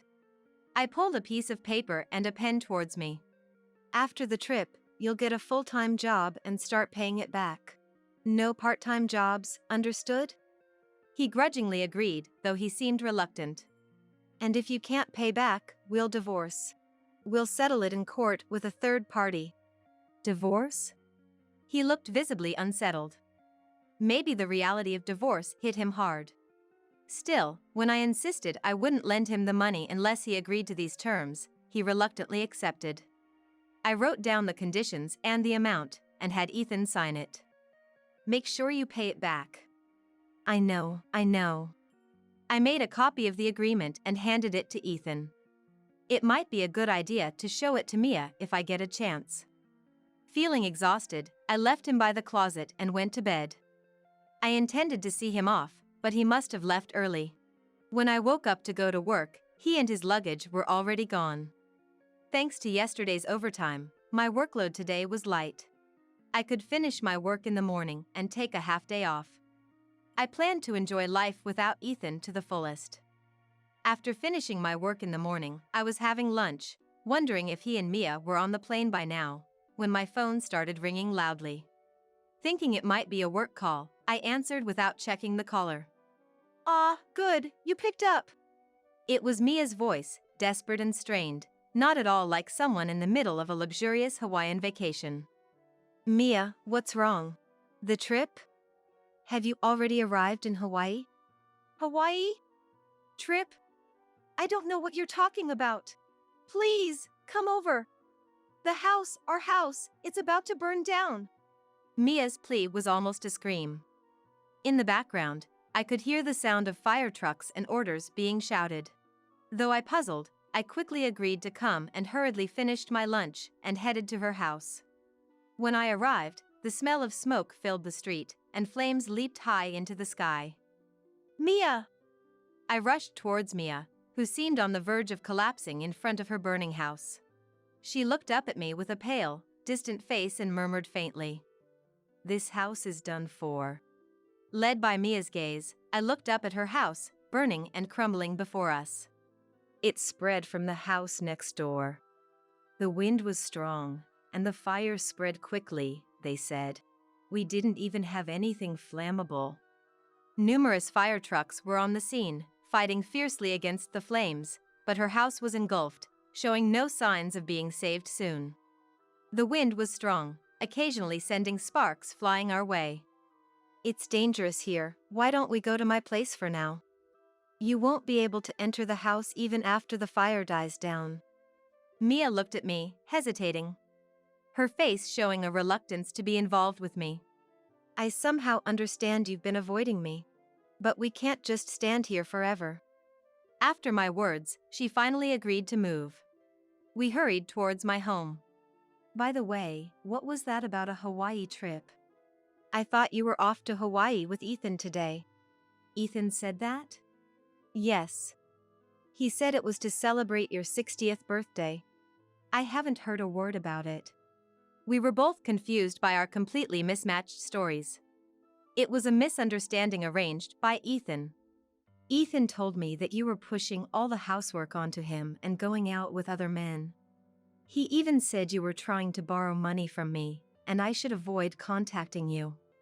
That's all lies. When the fire spread to the house, I couldn't reach Ethan by phone. I thought you might know where he is. I never imagined he'd be on a Hawaii trip. I couldn't fathom why Ethan would lie to keep me and Mia apart. But for Ethan, keeping us disconnected probably served his purposes. Mia, it's all a misunderstanding. Ethan quit his job to become a writer, but he never writes. He doesn't do housework and just sleeps all day. Oh, so we've been deceived by him. Perhaps she has been harbored doubts about Ethan. She readily accepted my words. If Ethan hadn't gone to Hawaii with Mia, had he taken the money for two and gone alone? Or maybe with someone else? Anyway, nothing could be done until he returned from his trip. I'll confront him thoroughly when he gets back. That night, Mia and I spent a long time talking, catching up on everything we'd missed. The firefighters had informed us that it was inevitable that the house burned down, so she agreed to stay at my place until she found a new home. The more we talked, the more Ethan's web of lies unraveled. It was unbelievable how he had badmouthed me, even though I was handling both work and all the housework. Mia kept apologizing to me. But it wasn't her fault, it was Ethan's. We waited for Ethan to return. What's this all about? For days later, Ethan, oblivious to everything, cheerfully returned home, only to be dragged by Mia and me to the remains of Mia's house. Ethan was speechless in front of the burnt-out house. Ethan, you lied to Mia and me, and leisurely went on a Hawaii trip while everything burned down. Lies? What are you talking about? He was visibly shaken and unsettled. Before I could say anything, Mia stepped forward. Ethan, aren't you ashamed? Lying to Lily to get money. Who did you go on the trip with? Her anger was fierce, and I involuntarily stepped back. At first, Ethan tried to retort, but the glares from both Mia and me left him speechless. Wouldn't it be better to just admit it? If we go to court like the commitment form says, you'll lose immediately. I haven't said I won't pay it back yet. You never intended to, right? I know about your real job, Ethan. He glared at me, trying to hide his panic. What are you talking about? Rent a boyfriend. Did you enjoy your trip with your client? If your company finds out, you'll be fired for violating the rules. At my accusation, he gasped. Mia had told me about his secret job the night she stayed at my place. She didn't know what he did, but she mentioned he often came to her house with envelopes bearing a store's logo. Relying on her memories, I found a Rent-A-Boyfriend website. Though his mouth was covered with a heart stamp in the pictures, it was clearly Ethan, and he seemed to be quite popular in sales. I admit I've been working, but the trip was different. As he tried to resist, I showed him the screen of my mobile phone. He looked at the image and stood there, stunned. That dumb woman. It was a disaster that you went on a trip with her. On the screen was a photo of Ethan lying on a Hawaiian beach, smiling next to an unfamiliar woman. The date was from 2 days ago.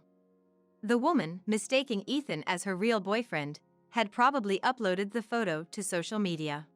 Apparently having no idea about the photo, he hung his head in defeat. With evidence laid bare, there was no escape for him. Ethan, trembling, fell to his knees. "Please forgive me." I looked at Ethan's apology with a cold gaze. Mia, too, looked at his disgrace with a chilly stare. "Sorry, but I have no intention of forgiving you." I brushed off Ethan as he begged for forgiveness, insisting that he was sorry. I turned to Mia, who continued to glare at Ethan with anger in her eyes. Ethan had been working secretly as a rent-a-boyfriend, and most of his earnings were lost to gambling. I confronted Ethan about his secret purchases of lottery tickets after he promised to work harder, and I decided to file for divorce. We agreed that he would pay back the borrowed travel money with interest. Mia, realizing his earnings as a rent-a-boyfriend, demanded he contribute to the rebuilding of her house. Though the fire had started from the neighboring house, its rapid spread was partly due to Ethan's actions. Apparently, he kept all the things he couldn't bring to our house in his room at Mia's house. This included stylish clothes for his rent-a-boyfriend job, scented candles, and trinkets that women like. His room was so filled that Mia had warned him several times, but he angrily refused to let her in, almost becoming violent. She tried to avoid his room as much as possible. Before leaving for his trip, he had rummaged through his room to get ready, leaving the dusty window open. He forgot to close it, and after the fire started, sparks flew into the room on the wind, quickly engulfing it. If he had closed the window or kept his room tidy, the fire might not have spread so badly. Although the neighboring house was primarily to blame for the fire, Mia, fueled by her anger at being deceived, demanded that he should compensate her at least partially. Ethan, intimidated by Mia and my collection efforts, apparently had been making quite a lot as a rent-a-boyfriend. He bragged about being able to pay off the debt easily, but he was fired from his job and faced a lawsuit for damages. At his rent-a-boyfriend agency, it was forbidden to go on overnight trips with clients. Meeting them without the company's knowledge and posting about dates on social media were also against the rules. He broke all these rules, leading to his dismissal. A client who had chosen him became furious after seeing the social media post from the woman he went to Hawaii with. This led to a loss of regular clients, and the company sued him for damages. Having once earned a high income as a rent-a-boyfriend, he was disillusioned with normal job salaries and struggled to find employment. However, he was eventually forced to use his savings and take part-time jobs to pay off his debts to various parties. Mia decided to live with me until her house was rebuilt. She took over the household chores, freeing me up from my busy work schedule.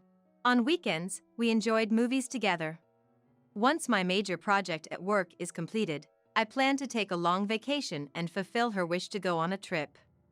Although I divorced Ethan, Mia and I found we had a lot in common and would like to maintain our good relationship. Sorry, I don't quite get what you're saying. Today is a family outing. You're a daughter-in-law, so basically a stranger, right? If you get it, why don't you just go home? My mother-in-law smirks at me. What? Really? Awesome! An unexpected person shouts in joy and strikes a victory pose. Seeing this, my mother-in-law is stunned, and I'm about to burst into laughter. This is too funny. My name is Alethea, and I am 26 years old. My husband, Josh, a college classmate, works in his family's grocery store, which has been around for 3 generations. Since getting married, I've moved in with his family and work alongside them. His grandfather, Theodore, citing his weakening legs, handed over the store to my father-in-law, Oscar, last year. It's not that I can't walk, but I'm still in good health, so I sometimes go to the store. Theodore still comes to the store occasionally, and when he does, sales nearly double. It's clear how much the community loves the store. Eventually, Josh is expected to take over the business. I used to work in an office, but now I mainly handle the store's administrative tasks. Since Theodore handed the store to Oscar, I've been spending more time on the shop floor. I had no experience in customer service, but it turns out I'm good at it. People even say I've become the store's poster girl. Alethea, you've really brightened up this place. Josh is lucky to have you.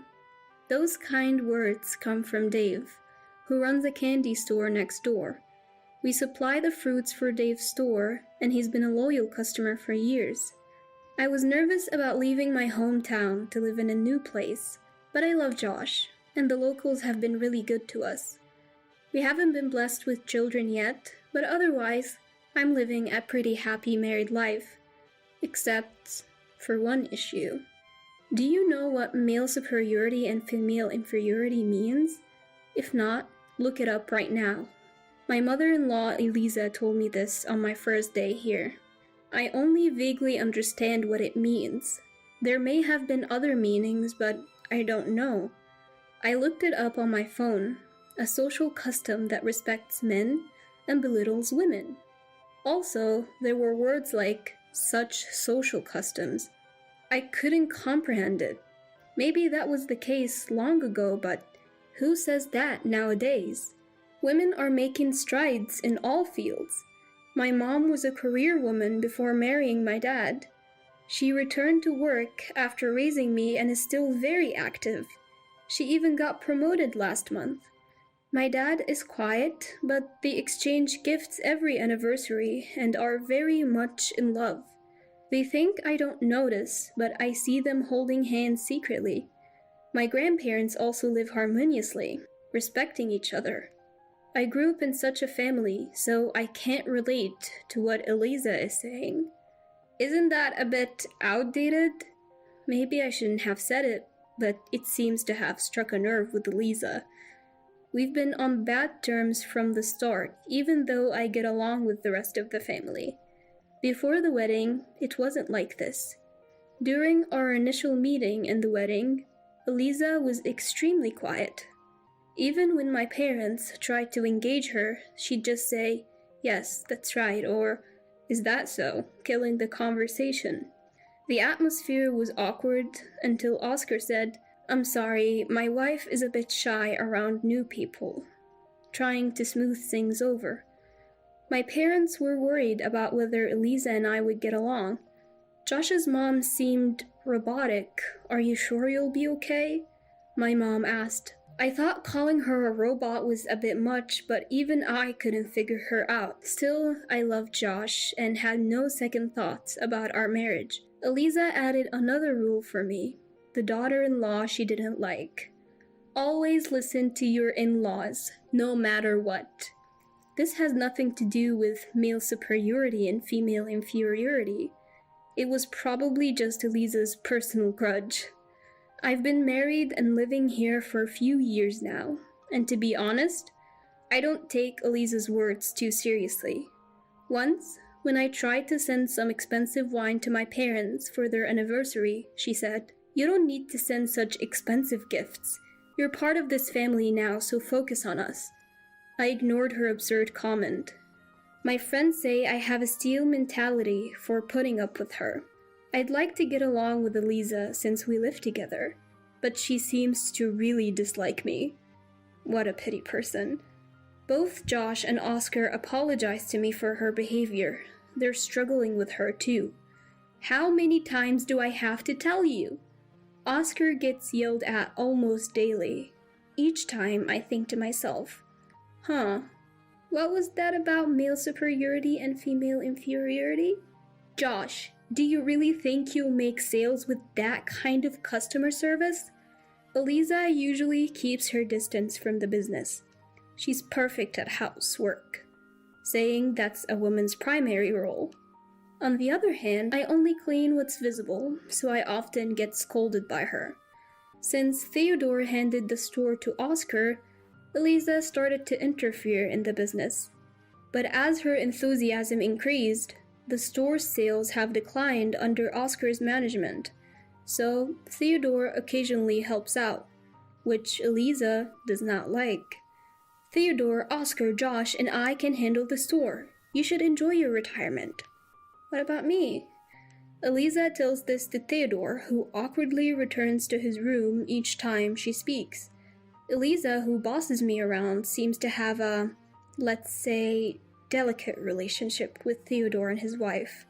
I thought Eliza would listen to her in-laws since she expects me to, but apparently not.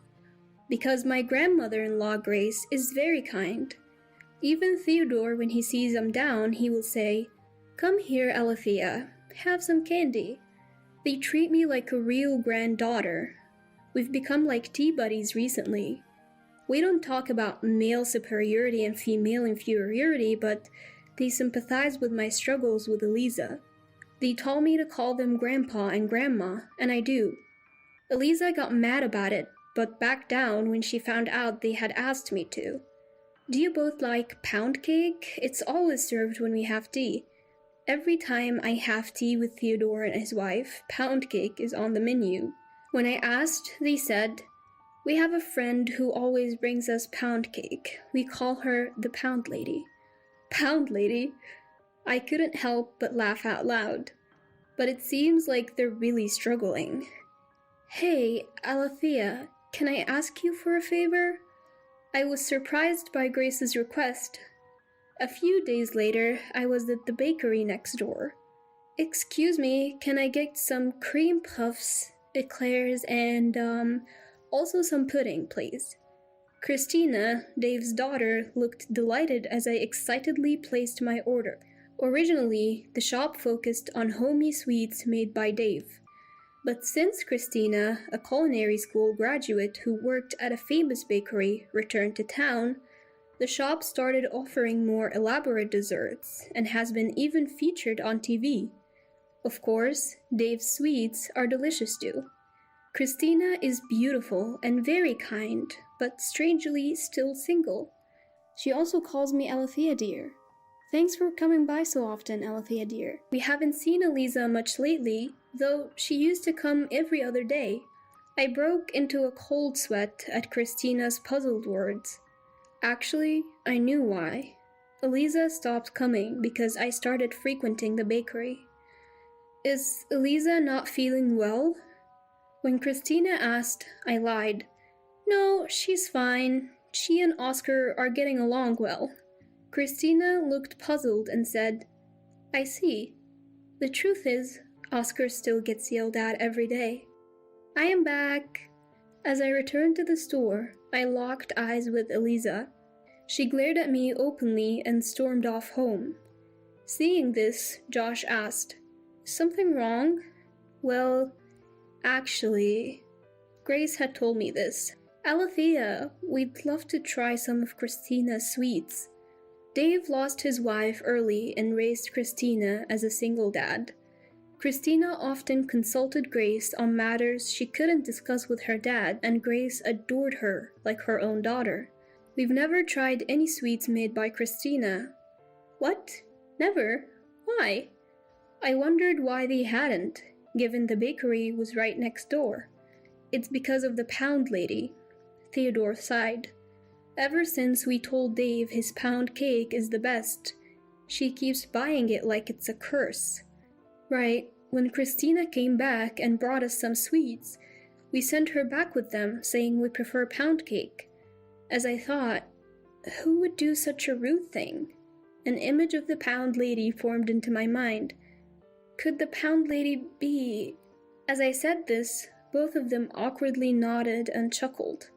It's something Eliza would do. The next day, as I was preparing tea for Theodore and the others, What's this? My parents like pound cake. They won't eat the stuff. Eliza said that to me. Ah, Pound Lady. Eliza, I thought maybe we could switch things up a bit. I tried to choose my words carefully, not wanting to stir the pot, but she retorted, Talking back again. I've been here longer than anyone. I know this family best. As she tried to take the pudding I prepared, a voice said, Stop it. I turned to see Theodore and Grace standing there. We asked for this. Alethea did nothing wrong. Grace nodded in agreement next to him. Eliza's face turned bright red.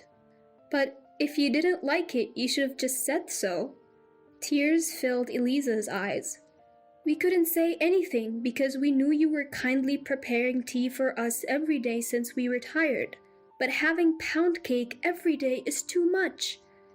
Eliza, her face still red, said, Then do as you please. I won't prepare tea anymore.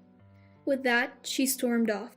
Theodore and Grace could have gone to the shop themselves, but they were afraid of being seen and word getting back to Eliza.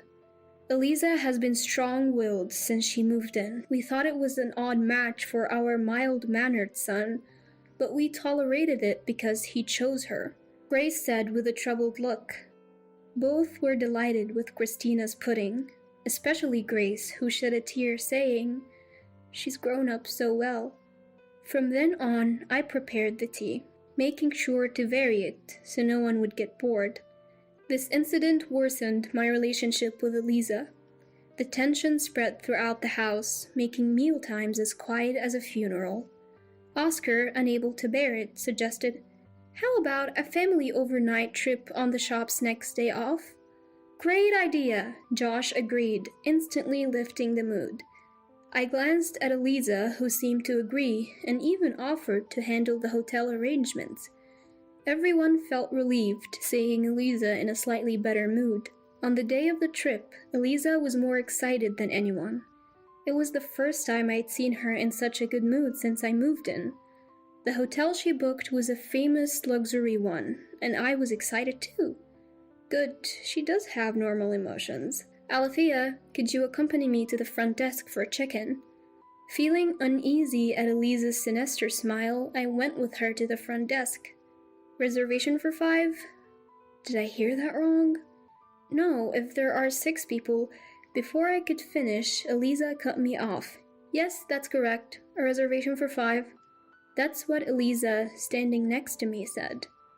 I didn't understand what she meant. By any count, there were 6 of us today. Huh. Eliza, are you leaving? When I said that, she glared at me and retorted, Why would I leave? You're the one who should go. Sorry, I don't understand what you mean. That's because you're not family. You're just my son's wife. Got it? Now leave. She mocked me with her words. I was confused and, of course, angry. It was a low blow. And if she didn't want me here, she shouldn't have brought me in the first place. The front desk clerk looked uncomfortable, which made me feel even worse. Just then, What? Really? Yay! I turned around to see everyone else standing right behind us. Apparently, they'd come over because they were curious about what was going on at the front desk. The one who just cheered was Theodore. If my grandson's wife is a stranger, then you're a stranger to us too. Sorry, but could you leave? Eliza looked shocked, her eyes wide as she stared at Theodore. I was worried I wouldn't be able to hold back my laughter at this unexpected turn of events. What are you saying? After all I've done for this family, Grace, usually so mild-mannered, couldn't hold back anymore. We've put up with a lot because you're the woman our son chose. But the main thing is, she paused and said, Your face is scary, you know? I couldn't hold back my laughter, and when I glanced at the front desk clerk, she was also struggling to contain her giggles. Eliza's makeup was unique, especially her eyebrows, which were always at a 45-degree angle, like a roller coaster. What's going on? Eliza was getting heated, so the hotel kindly provided us with a room. It was an awkward situation. Once we were seated, Theodore and Grace began lecturing Eliza about all the pent-up grievances they had. Apparently, Eliza had worked in the shop right after getting married, but was terrible at customer service.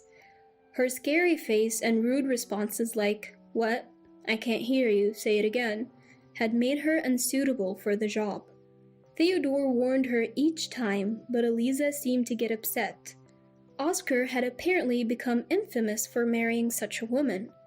Still, Grace had always defended her, saying, She's usually a good girl, just a bit shy.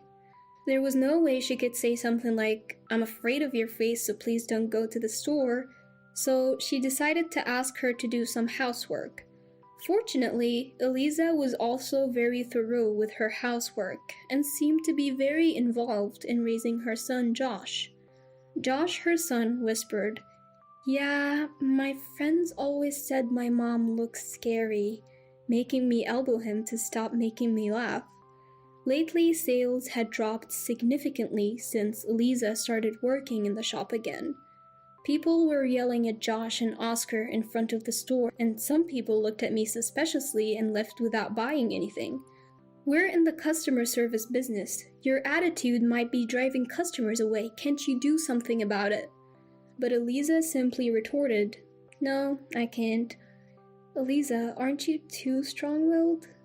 As I stood there in disbelief, Eliza glared at me and yelled, "Why is she okay and I am not? I don't get it." Feeling that Eliza would not calm down if I stayed, I said, "I'll go ahead and leave," and stood up. "I'm leaving too." "Me as well." "Of course, me too." Theodore, Grace, and Josh, her own son, also stood up. Frustrated, Eliza slammed her hand on the table and yelled, "Why?" Startled by the noise, Oscar, who had been silent until now, shouted, "Enough is enough." Eliza looked shocked, perhaps because Oscar had rarely ever raised his voice at her. "I can't take it anymore. Let's get a divorce." Oscar had reached his limit. Maybe Eliza was different before they got married. Maybe if they'd communicated better, things would have been different. But I think her bad attitude is probably innate. I don't think there is any understanding her. In the end, Oscar and Eliza decided to get a divorce, and she moved back to her parents' home. The trip was, of course, cancelled. Oscar paid the full amount for the hotel and deeply apologized, promising to stay there another time. On the day Eliza left, she kept saying, "If you hadn't come, everything would have been fine." But I think someone would have reached their limit eventually, and the outcome would have been the same. Take care. I never understood your views on male superiority and female inferiority. Maybe you should look it up. That was the last thing I said to her. As one final act of revenge, I sent all of Eliza's belongings to her cash on delivery. Considering all the harassment I'd endured, this seemed fair. Years later, we were back at that hotel. Today was Oscar's second wedding. This time, the reservation was for 7 people. "I'm looking forward to dinner, Christina." Oscar's new wife was Christina, who owned the bakery next door. She had loved Oscar since childhood. She had decided never to return to our hometown after learning that Oscar had married. But she came back because she was worried about her father, Dave. When she found out Oscar was divorced, she didn't want to have any regrets. "I'm so happy Christina is my new mother-in-law." Who would have thought we'd become family with Dave? Theodore and Grace were also smiling happily. Dave, the father of the bride, was of course joining us on the trip. I wonder if I can finish my meal. Lately, I've been feeling something in my chest. As I said this with a wry smile, Christina whispered something in my ear. "It seems the next time we come, we might need a reservation for 8. Thinking this, I took Christina's hand and walked back to our waiting family.